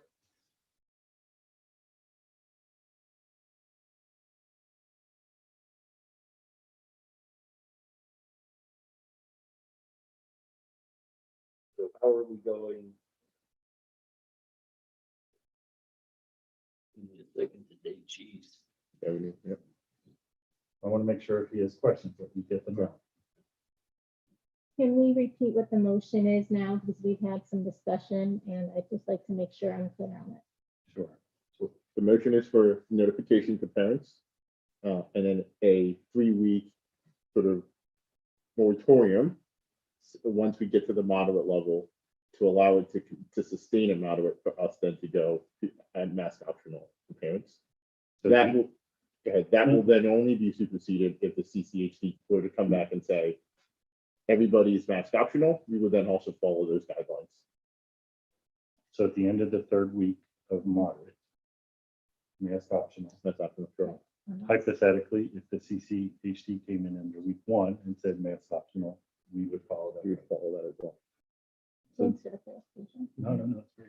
But And- I'm sorry. Well, No, as it stands right now, the health and safety plan as proposed will be mask optional once we hit moderate, according to the health department, correct? Only after the 3 Yeah, weeks. there's a 3 Yeah, weeks. after the 3 weeks. That's not what's in the current. That's not what, yeah, No, right, right. the amendment, amendment. yes. Is you're amending to say, to if add we to hit it. moderate on Monday, you have 3 weeks that you're waiting for moderate, and then it's mask optional. You're giving yourself those 3 extra weeks. Unless the health department comes in and says that masks are optional. That's where I'm getting confused. I'm not sure. So we're saying, right now, they're going by this. And if they come back tomorrow and say, even on high, masks are optional. We're just, everything's optional. We're not doing this anymore. We would follow that. And that's how it's written without any amendment to that part of the language. It's already written in there that we follow the Chester County Health Department guidance. So if they gave that guidance, it's already written in there. Correct. Yeah, I'm However, just what you're not- saying is if they don't, let's say they say continue to wear masks. You're saying if we're in the moderate range for 3 weeks, we're gonna say mask optional regardless of what the Chester County Health Department says. So then we're pretending we know more than the health department in that But the way. CCHD is saying when we're moderate, you can be mask optional. The CC, it's already in that policy. so Correct, but the 3-week waiting period, I'm not sure that.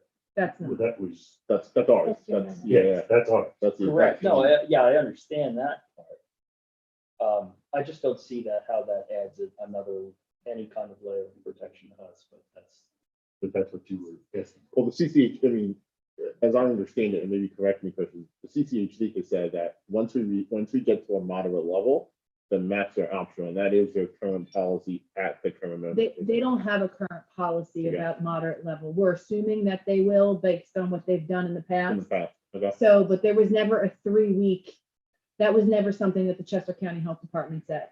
So currently, right now, I'm not sure what their bar will be that they're taking, that might not even be a thing. They might say in a high range, listen, our numbers at 100, so we're gonna say mask optional. They might say that. So that would just mean that we're gonna continue to follow what the health department is saying to us, meaning you can take your mask off even if we're at a high range, because that's something they decided. But on the flip side of that is they don't make any change. They keep masks on regardless of what it is.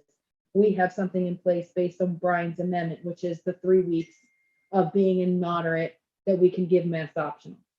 I mean, I'm sorry, my initial amendment was to try, and perhaps it's just the wording here, is to try to find a way that we avoid the ping pong. Is that we have some kind of consistency in positivity rate in the community, that we can make a good decision. And I think we're all on board with that. I just don't know where the language, I'm not sure I understand our triggers. That's where I'm coming from. And perhaps my first wording was not properly explained, and I'm not sure I'm following DJ, sorry. You're fine. That's where I'm at. I think Yeah. if you look at slide 17, right now, as it's presented, unless we make an amendment, that last bullet point, we're going to follow the CCHC guidance or the whole substantial, moderate, high. And that's how it is. So if we want to make an amendment, we're looking at both sides of that. Or you either strike the CCHD guidance and put the 3 weeks onto the substantial or high, or we include them both, where one could supersede the other based on what happens first. Yeah, so as I understood it, because of the, like, AGCS will follow CCHD quarantine, isolate, the guidance, even if we were to get to moderate and CCHD were to say, hey, like, everybody keep the mask on, we would continue to follow CCHD guidance. Is that accurate? Yes, we would follow the Chester County Health Department. Correct. Which is the intent of putting CCHD, like, would supersede any decisions that we make, is to make sure that if that were the case, that, like, even if we got to moderate and a 3-week window were to start, but CCHD at the end of the 3 weeks did not say that we should go maskless, like, we would continue to have masks on until their guidance says, hey, go maskless. Or until we agree to meet to have. Until you agree to meet to have a separate vote to decide on that. Yes. Does that make sense? Is that? So, yes, Okay. if their guidance changes, we can always meet again. Correct. Yeah. Which is why, for me, it was important to make sure that we added, like, CCHD guidance to this conversation, because that will determine what, like, steps we take in this conversation. Does that make more sense? Yes. So I think the spirit is still there. I just don't know. I think we can just, it might be easier to scratch that last bullet point and speak what we want versus are we including this in or not. But in mind that right now the health and safety plan without a motion is Oh, that was- So would you like to see? So right now, the CCHD does not have any guidance on masks or no masks. They say wear masks. That's it. Correct. There's no. But there's no, like, Yeah. right. Yeah. Right. So I think what we're saying is that we will continue to follow CCHD guidance. Sure. If there becomes a time that we've hit moderate and it's a period of 3 weeks of moderate, we can remake a decision at that time and reevaluate if we want to go mass up. We're not putting that we definitely will, but we can make that. Is that what you're saying? The only time we're saying we will is if the Chester County Health Department. Yeah, that makes was a it, decision. Yeah. Yeah, I just would like to see some kind of pause. And we did that when we talked about going back to school, that there was a period of time where we saw progress. That it wasn't a light switch, and Friday we hit a number, and then Monday we went without multiple weeks of actual progress. Yeah. But I think that discussion was surrounding parents being able to send their children back to school, which I think is very different than taking a mask on or off. I wouldn't debate that. I just think they're two different. I look at those in two different veins. Having to plan for young children to have childcare for them, if you have young children, is a very different. And I know that was the rationale that we used to say why we needed some leg time. And there was some discussion about seeing some stability with numbers. But I know a lot of that was, you can't tell a parent on Friday, we're not going to school on Monday. But the other thing I add is, I think what you're describing with the buffer actually exists with the way that we worded it, which is we will continue to wear masks. We get to moderate, along with CCHD says to maskless, then we will wait the 3 weeks out. And that's what I'm looking Yeah, for. I think that's exactly what we're saying, unless I'm mistaken. And you're right, Stacy, there was an issue with making sure that families were prepared. However, if we have an off week of testing because testing reagents disappear, the entire county, the entire state numbers can tank for an artificial reason because we have nobody testing. And that's the concern that I have, is that we just don't have, based upon 1 week, we don't have enough resolution in the data. So I'm going to ask you, Deji, to restate the amendment exactly as what you're trying to say. So the amendment is that we have some type of notification to parents. Also, that we have a 3-week buffer when we get to either moderate or CCHD guidance to remove masks. And that CCHD guidance would supersede any decisions that we make here. Okay, so I'm just going to restate. Yep. So based on what I heard, and make sure we all heard the same thing. There's a 3-week buffer to moderate. Correct. However, the CCHD could supersede that. Correct. And if they said tomorrow, mask optional, we will follow that. There won't be a 3-week period. No, that we would still have the 3-week period. So you do want. Correct. So the 3-week period for either moderate or any change in CCHD, we would wait 3 weeks before making that change. Correct. Isn't that essentially what was just declined? Yeah. Yeah, I'm trying to make sure. Yeah, I think we just, No, yes, forgive me. See, like the comment of CCAG would supersede would mean that if, my understanding is that they would not just say, hey, tomorrow everybody go maskless, correct? So that, like, they would. they could, I don't know. But They fair could, enough. but I doubt they would. Yeah. Yeah, fair enough. Like, they would supersede our plans to make any changes, which is like, we would have the 3 weeks, and then they would supersede our plans for anything that has to go mask. If they came back tomorrow and said, hey, let's go maskless, whenever the time frame they gave us to do so, you would also follow along with that. Does that make sense? I'm sorry. So, no, I'm trying to, that's sort of confusing multiple things here. No, and I want to make sure we say it. So we will reevaluate masks at a period of 3 weeks after being moderate. Correct. If during any time between now and then, the CCHG says any change, whatever it is, that guidance will go into effect. We will follow it immediately. Correct. We would Or follow whenever CCHD whenever it goes into effect. Sorry, yeah. I'm putting it like, I'm stating that they will give us, but whatever timeframe they gave us, we would follow Okay, that, so. So just the moderate, that one is the only one that has a 3-week buffer. Correct. Sorry. No, it's- I'm glad we're all clear though Yeah, before we no, leave the no, no. vote, and I think that's important. is there any questions on the motion or any explanation needed before we put it to a second? So do we go what, you just brought up a point, Michelle, about moderate. What happens if we go to low? Is there still a 3-week period at low? Moderate or below? Moderate or below. Yeah. Yeah. That'll take care of that. And at that time, you mentioned we are going to address the masking standard, or are we going to drop to optional? We'll revisit the policy. We would We're going to revisit come the back policy. to that. We would revisit the policy. All right, so I'm gonna state it one more time. Damn. Sorry. So the motion is as follows: to accept the safety and health plan as presented with the following amendment. That we would remain in moderate or below for 3 weeks before discussion of mass optional. Any changes provided by the CCHD would circumsede any of our decisions or policies. Is that clear? Colleen?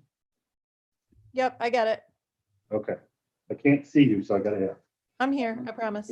And the notification, I apologize. And the notification. Yep. There will be a notification for classrooms or. Okay. Can I just put out there? So because we're no longer isolated or quarantining, we still can isolate positive cases in school. Because we're no longer quarantining, there could be potential for healthcare privacy violations. If we send notice out on positive cases and then it doesn't take long, as you said, kids talk and it doesn't take long to say, Bobby's not here today, he's the positive case. Yeah, but hasn't that always been true? I mean, to be very frank, like, hasn't it always been true that? Because we went to a pool of children, we would take a case and then any of the close contact, anyone who met the definition of close contact was also needed to find. I would, Vaccinated students. Well, was the case for unvaccinated students, when was the contact trace? Yeah, I don't know that I see the risk, and this would just be me, but like, Well, I just wanted to say, Yeah. it. We haven't given guidelines about how the notification would work in this motion. So right now, it's just there will be a type of notification, whether it be the whole class or the person right on the left-hand side of the person. We have not stated that as part of the motion, is what I'm saying. So I can see where it would be a violation potentially if we were talking about a very specific person, but right now we haven't, it's not defined.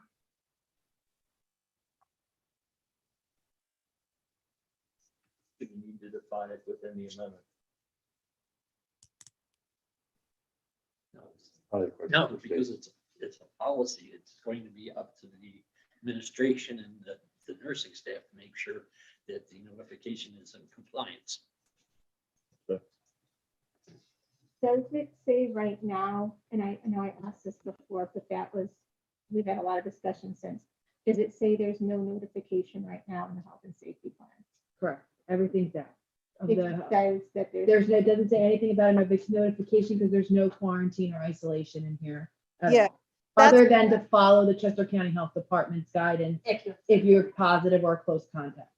that's actually, quite honestly, like when we got the email, I didn't even totally understand that part. Like when it just says there's no contact tracing. And to me, contact tracing is something different than notification. I understand Holly's point, but I also agree with Deji that like, I'm pretty sure I know who has had COVID in my kids' classes because it's not hard to figure out. and I know, We can work with the health department and the solicitor regarding what a notification can look like. We can do that. We'll put it in the motion that we want something you can come back and change. Okay. Yeah. Does it Because need you're, to be if you're in there? voting, you're voting that there's some type of notification and you're giving us that authority to do the notification Yep. based on the operational of the school. Does it, not to add something else, To go to- back and forth No, no, no, after no, too no. much. not to add something, do we just need to say that, like, if Stacy Fuller says we cannot do it and be within the law, then it has to get scrapped? Stacy already said to me about the notification when it said the CDC, that we're no legally allowed to send the letter. She said, well, you should be able to notify. It's about using the Chester County Health Department letter. So I already had that conversation with her. Okay.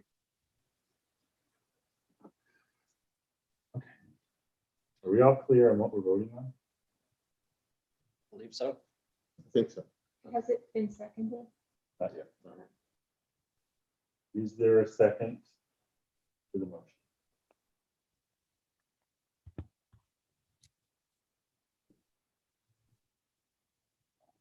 I'll second Brian Lavin. Okay. Any further discussion or questions? No discussion. I think the notification part is actually where my sticking point is, probably out of all of it. You know, I know I'm in agreement with the plan as written at this point. The notification, I personally do have a sticking point for privacy reasons, for a lot of reasons.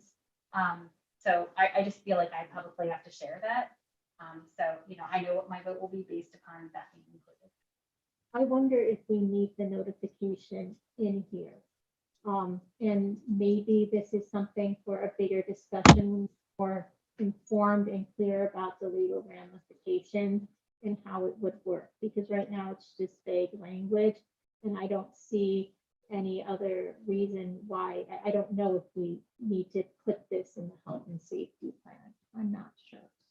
Yeah, I mean, there's a fair comments to say that like there are concerns about notification. I think that at the point of it is like, I think Brian and Colleen, you both made this point really well to say, as a parent, I would like to know if someone was around my child and they were sick, right? And so that's all I'm asking for here. I'm not asking for any more than that, because that notification to me helps for me to make other decisions. But you don't know right now whether they have RSV or another contagious disease unless it falls under the diseases under the health department.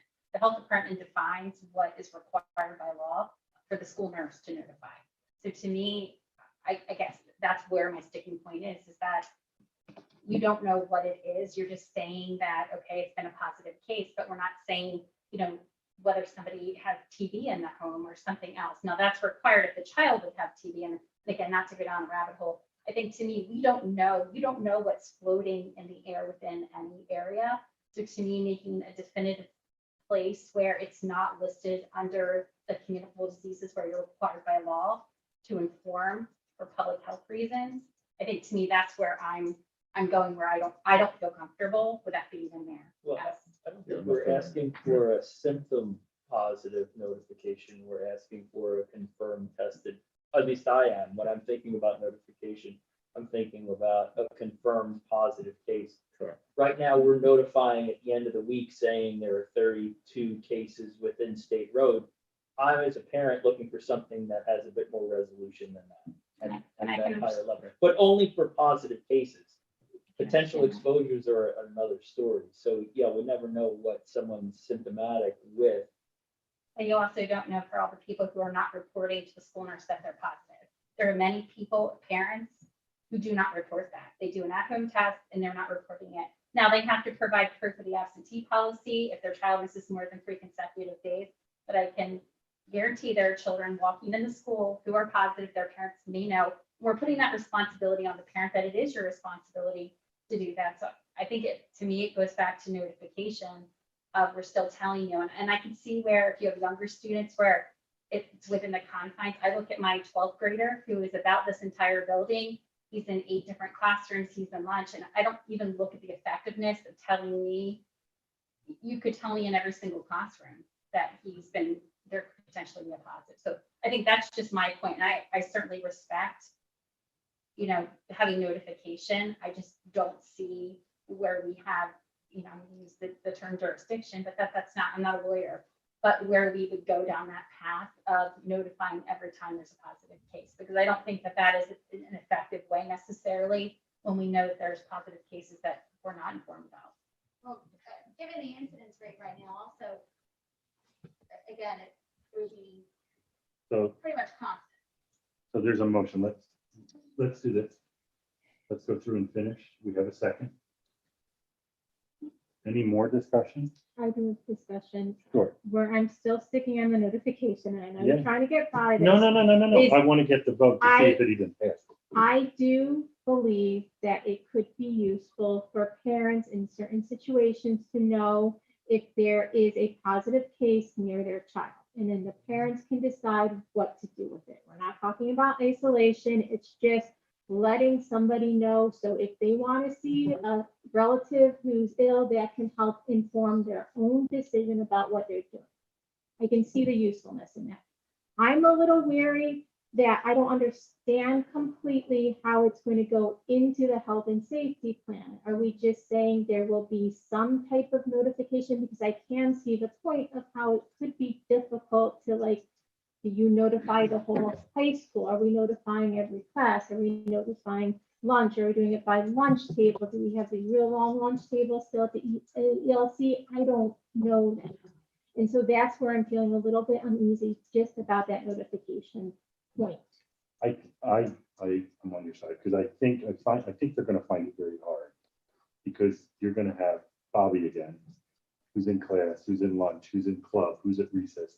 You're going to notify the entire school for every time one person. There's a reason why the Chester County Health Department took it off of the list. Right. It It's went too back difficult. to the lunchroom, they went back to recess. They tried to narrow the focus. There's a reason why they took it off. Yeah. I'm just saying, there's a reason why. Yeah. Do we have a roster of, I'm sorry, Brian. If you want a notification, it's basically us continuing to do exactly what we're doing. You have to contact trace. Yeah. We're just telling you, you don't have to quarantine. That's the only difference. Is you're gonna get a letter that says, there's a positive case, your child, by your child, right, here's the information. That letter just omits the requirement of quarantine. The health department took that off our plate because of the volume of it. So if you're asking for that, it's still the same thing that Holly and Sam and the nurses have to do. The letter would just omit, and you have to quarantine for X amount of days. That's now on you parents to do what you will if you're symptomatic. And I think it's a little. Okay. Well, that goes back to, like Gene said, then the policy would be made by the school. I think throwing that entirely out the window is a great loss to parents because we have struggled with this. Everybody has struggled, whether you want to wear a mask or not, everybody has struggled. And people who are masked are still struggling, their kids are struggling. This is identifying risk is what and limiting risk is what we've been trying to do and what we're still trying to do now. And we've never seen numbers like this as we sat around this table. And yes, right now, it doesn't seem as if the disease caused by the variant that's out there is as bad as it had been, but we have no idea what's coming next. And I'm not trying to be an alarmist, but we have no idea. It may go away like a light switch, that's fine. There may be something else. But give the parents the opportunity to have some information to make an informed decision. And if it is just as basic as someone in your homeroom, obviously it's easier with the lower school kids because they're in one group the whole day. I understand that. I understand the complexity of students moving around. And so the assumption is that a roster exists for kids in lunch periods. Can we notify them that somebody in the lunch period, and perhaps it's at the end of the week when people start to move on a Thursday, that somebody has tested positive. Maybe it's not every day that's popcorning, but it's once a week to say that your child was in lunch with someone who tested positive. And I'm not saying it's that simple, but that's at least information that people can act on. I don't disagree. I want to know what the language is though, because I think I've lost track of what the notification language is, and I felt that it was unclear when we put it in the motion. And that's where I'm concerned. Well, and that was the question to whether or not we needed more resolution and what we were going to propose the notification or whether it would be a policy moving forward. Yeah, but I have to go to Kristen here, is like, at some point, we have to give Kristen and her team the ability to do their job, which Correct. is come back to us and say, hey, we went, like, you have notification that was voted on and approved.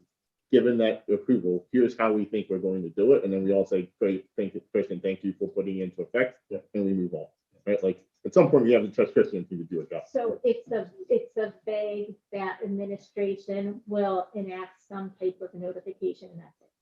I just wanted to clarify. I think part of it is right. It doesn't belong in here. It needs to be outside of this, and we need to know what the policy is. And unless we define it, it gets very murky. Well, one can argue we're notifying right now every week, every Monday, when we're saying X number of cases exist in the school. That is a form of notification. And it is. But and that's maybe not a that's- policy. But it's, right, correct. But that can go away tomorrow without the board's, without the board's action at all. And we, at least before, when we had quarantine and isolation mandates, people were getting notified. I don't know. I know, this is a tough one. Well, let's do this. Or is everyone in agreement just to at least let the motion go and we'll vote on it and see where it goes? Or do you have? We have to vote on it. Yeah, but that's okay. I want to make sure there's nothing else. Because we keep going back and forth and it's the same. Okay. The only thing is, I wonder if it's the best idea to put it in the health and safety plan. If we have this, is it part of the health and safety? Should it be part of it? Or is it something we can say, we strongly recommend outside of it to administration to continue? So that would And I be, don't know Michelle, to be definitive for Robert's rules. Yeah. I know this is a bit of lawyering. No, I want to hear this. Thank you. That we're putting in the policy of notification. It's up to the administration to figure out what complies with the HIPAA, what complies with notification. So our role as a board is to say, we want notification. Yes. We're not defining it. We're not saying what you have to do with it, but we want notification going out. And then it's up to the administration to get that notification in place with the legal counsel. Stacy is wonderful. She can do, I'm sure, get the notification of what we need. Thank you. That's what I was hoping to hear, that it can go in the health and safety plan as vague and that administration would work on it. We're not micromanaging in the policy. Yes. We're just saying what we want to have done. Yes, thank you.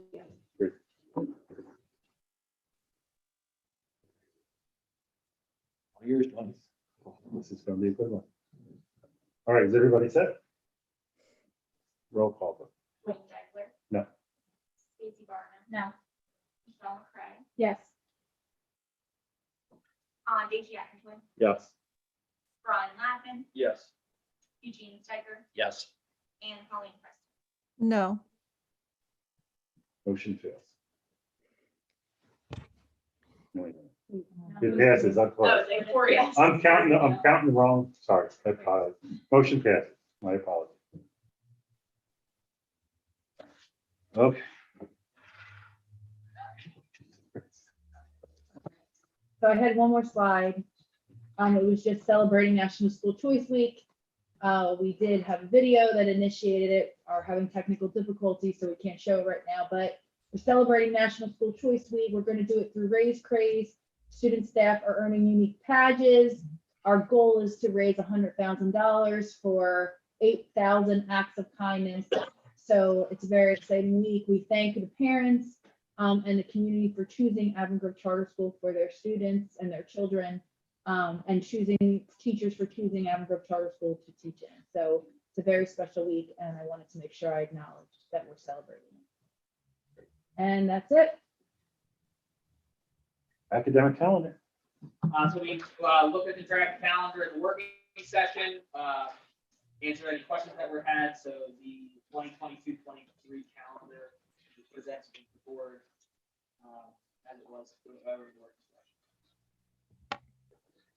Okay, so presented is the academic calendar. We would need a motion to approve the academic calendar as presented. I'll I'll make a motion to approve the AGCS 2022-2023 school calendar version 3 as presented. Can I ask one question? I apologize. No, you can answer. Brian, there's a white and black hash marked day on December 23rd. That's half day early dismissal. Yep. How does that differ from the red hash day? That's It doesn't. okay. It was just to see. if So you they're paid both, attention. they're both early dismissals at Yeah, the same that time. that was color coding that we had used in the past, to like delineate the early half-day dismissal. And then the red ones used to be used for parent-teacher conferences, so I can fix the color coding. So it's a little bit more. Okay, it's both the same thing. Okay, yes, sorry. No, that's a great Brian question. I Ladman, just noticed. Second. All right, First. Brian Ladman, second. Any discussion or question? All in favor, say aye. Aye. Aye. All opposed? So moved. Thank you. 2022-23 high school program of studies.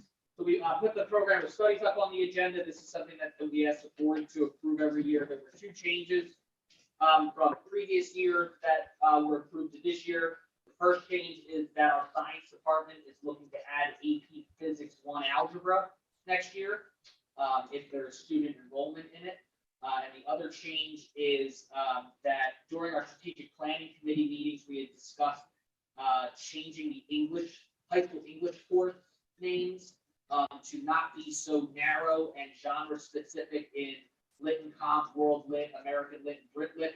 Our teachers have commented that that's very cumbersome and narrowing of their focus. It doesn't align to our curriculum materials as well as it should. And to move to a Lit and Comp 1 through 4 designation, still using honors, still having our AP, but it looks a little bit more linear, promotes writing across all of the courses, and it's not as narrow. So those are the only 2 changes from previous years in the program stuff. Thank you, Brian. Any questions for Brian? Is it possible to get an example of a culminating portfolio? I've never seen one. Yep. Thanks. Any other questions? Motion to approve, I'll motion Michelle McCray. second. Safety Barner.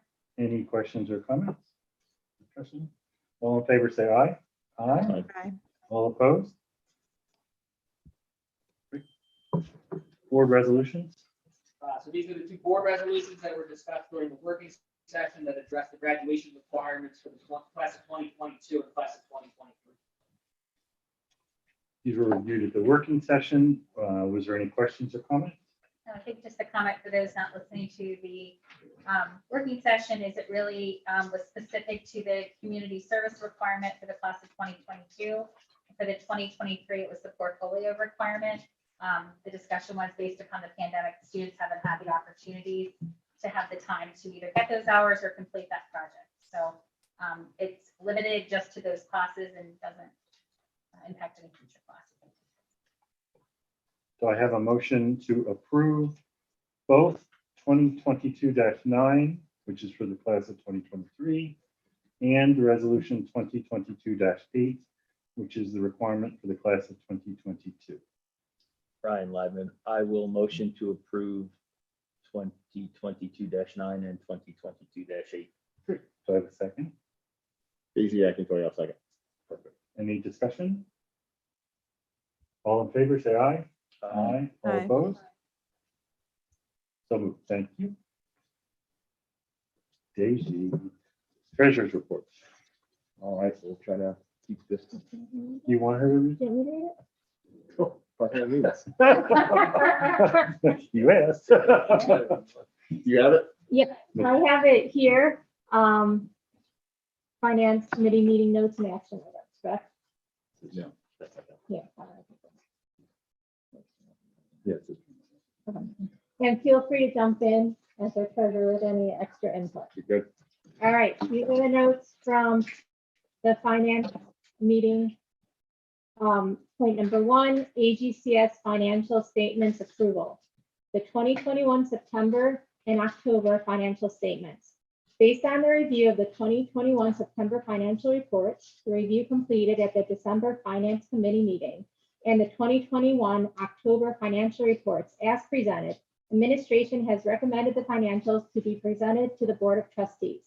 The AGCS administration is requesting the board approve the financial statements as presented and subject to auditor's review under the consent agenda. Item number 2, the 2021 November and December funds activity and vendor transaction reports and check registers.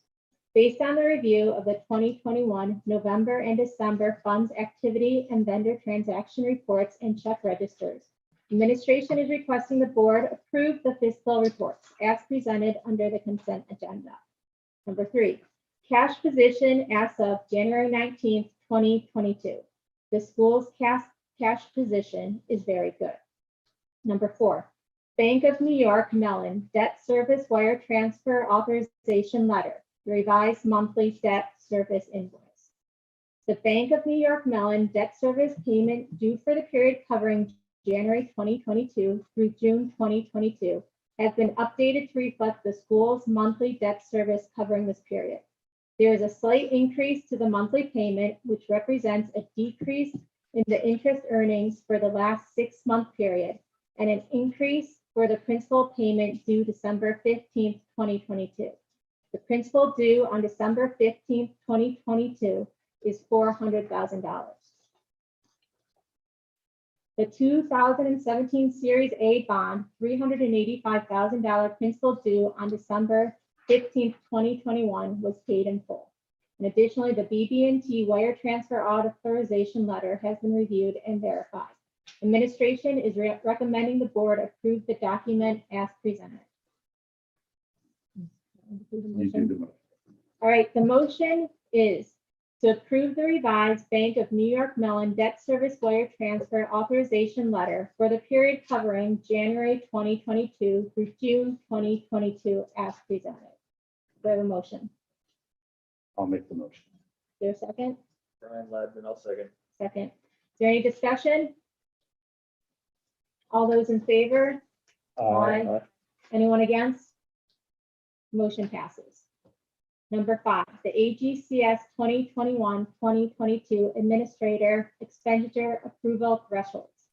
AGCS 2021 through 2022 Administrator Expenditure Approval Threshold has been reviewed and updated to account for a new food service coordinator. Administration is recommending the board approve the updated AGCS 2021 through 2022 Administrator Expenditure Approval Thresholds as presented, and this will be under the consent agenda. Number 6, the 2021 through 22 fiscal year audit. The committee discussed the 2021 through 22 fiscal year audit and concerns surrounding transitioning to a new auditing firm, given multiple system conversion events occurring in the business office this year. This would be the 5th year Barbicane Thornton and Company LLP, BTC, has performed the school's fiscal year audit. The committee discussed the school's recommended practice of changing audited firms every 3 to 5 years to ensure complacency does not occur, as well as business practices in place for school districts. Our surrounding school districts have remained with their auditing firms for this annual function and have changed the audit teams through the years to ensure a thorough audit is performed. This handling can be duplicated for AGCS. The firm partner would remain the same, and a new on-site auditing team can be assigned should AGCS choose to move in that direction. The committee would like to discuss this item with the board as needed to confirm the direction for this year's audit. And if I'm correct, we don't need to discuss that today. Number 7, AGCS State Road Modular Replacement Project. The committee members discussed the modular replacement project and the several replacement options as it relates to financing the project. To better assist the board's understanding of the financing process, administration has been asked to contact Charter Choices to review financing options available to AGCS, as well as the process and any upfront costs that will be incurred as AGCS identifies the best financing option for the project, as determined by the board. The committee is looking to provide the board with an overview of what the financing process is, as well as what tasks are required prior to the financing due diligence phase and the associated costs. The information collected will be useful in determining what bond financing is available to the school, how a bond transaction might be structured, what advantages exist, and what limitations could be imposed. The committee is looking to provide the information to the board at the February 10th, 2022 special meeting. This special meeting has been scheduled to present modular replacement project options to the board for discussion. Number 8, AGCS Business Office Sage Intact Accounting Database System, an update. The business office continues to make progress with the new Sage Intact Accounting System.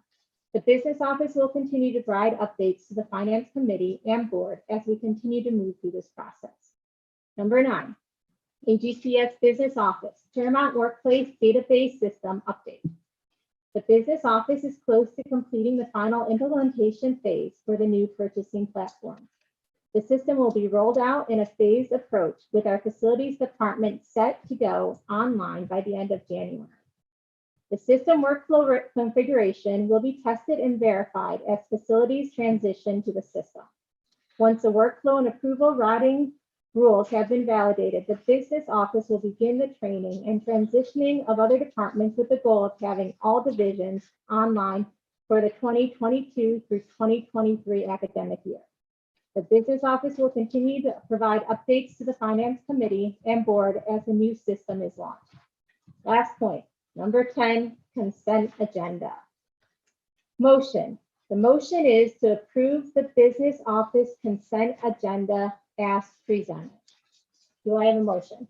I'll second. And a second from Dwayne. Any discussion? All those in favor? Aye. Anyone against? Motion passes. Donna, does this Thank you, cover Michelle. those cash disbursements too? Okay, good. Perfect. Just wanted to make sure. All right. Tasha. First, I would like to introduce the board to our Mark Miller, who is our assistant high school principal. Welcome. Sorry I had to sit through such a long. That's good to be here. Trial by Here, so I fire. thought I would Welcome. introduce. Welcome. Nice to meet you. Nice to meet you. Okay, so the personnel consent agenda is as follows. Under resignations, we have Kevin Fitzpatrick, computer science and multimedia teacher, effective December 14th. Renee Hatfield, kindergarten teacher, effective December 20th. Leona Bankowski, food service manager, effective January 5th. Nathan Vasquez, building and ground maintenance supervisor, effective January the 28th. And during this December board member, you guys approved Timothy McCouch as a maintenance worker. He has since rescinded his acceptance. And then Wade Taylor, custodian, and we rescinded that. We did not have any retirements nor releases. Under leaves, we had Tracy Hilton, FMLA, effective January 10th. Under professional staff, Nicole Coyne, internal transfer. So she replaced Leona Bankowski as food service manager, effective January 10th. Under the support staff, Shane Rowland, internal transfer. We replaced Nicole Coyne as the bistro coordinator, effective January 19th. We did not have any contracted vendors, seasonal staff. So administration is recommending the approval of the staffing changes provided within the personnel consent agenda, specifically items listed from 8A through 8I. Do I have a motion to approve the HR consent, personnel consent agenda, 8A through 8I? Easy, I can tell you, I'm motion to approve. Thank you. Do I have a second? I'll second Stacy Barnum. Any discussion? I guess the question I have with these vacancies that we have, how's the school doing with recruiting those positions?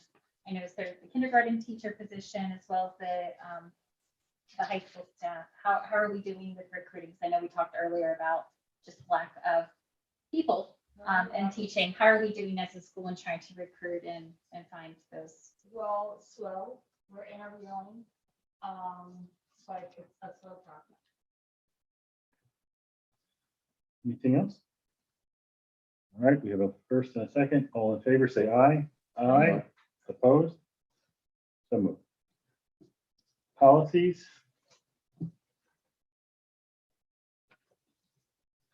I know it's been a long night, so I'll make this quick. As discussed in the working session, administration is presenting several policies to the board for their first read, 30-day review. And I'll read the policy numbers. Policy number 1017, homebound instruction. Policy 2004, attendance. Policy 2004.1, temporary medical excusals. Policy 2007, confidential communications of students. Policy 2008, withdrawal from school. Policy 2034, pregnant and parenting students. Policy 6006, child abuse. So these will be presented to the board for their consideration to approve at our February meeting. At the time of approval, administration will be requesting one older AGCS policy be rescinded, and that is family trips. And as a follow-up to policy, there is a policy on the board that was approved back in November, policy 305, the vaccination policy. Administration is requesting the board rescind as presented. It was the email that I sent out to the board. This was in reaction to the Supreme Court rule. Correct, yes. Did everyone read that email? Do I have a motion to rescind policy 305? I'll make a motion, Stacy Barno. Do I have a second? Michelle McCray. Any discussion, question? So we're losing any kind of mandatory testing for workers. And there's no interest in attempting to keep that outside of the federal mandate. I think there will be a struggle with the limited testing, because we were not accepting any home testing because there wasn't any identifying factors. So we would be relying on the nursing staff. And we're deciding, so do we do weekly tests for staff opposed to using those tests for those that are like for symptomatic? And then when the nursing staff are not available during the summer, who's doing that? And I guess that would be rely on them. So I think if we're considering that, it's gonna have to be a lengthy discussion, and the expectations would be if there's not any tests available, absences, if we're waiting on a clinic to give results, and we're waiting on absences, we're already having trouble getting subs. So I think it's a discussion that we need to have. Is there any plans for future discussions when we look at a time when masks are removed potentially? And any plans to tie that to testing and or vaccination? I think that would have to be a discussion with the administration and with the board. So me personally, I have not thought about it that far. Just looking at just the recommendation of just removing the policy. But I think that would have to be a discussion with the nursing as well.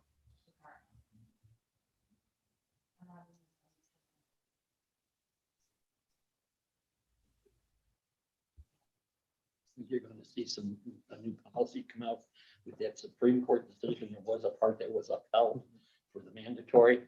I think you're going to see that come out of potentially from our solicitor, who gets the information from the state.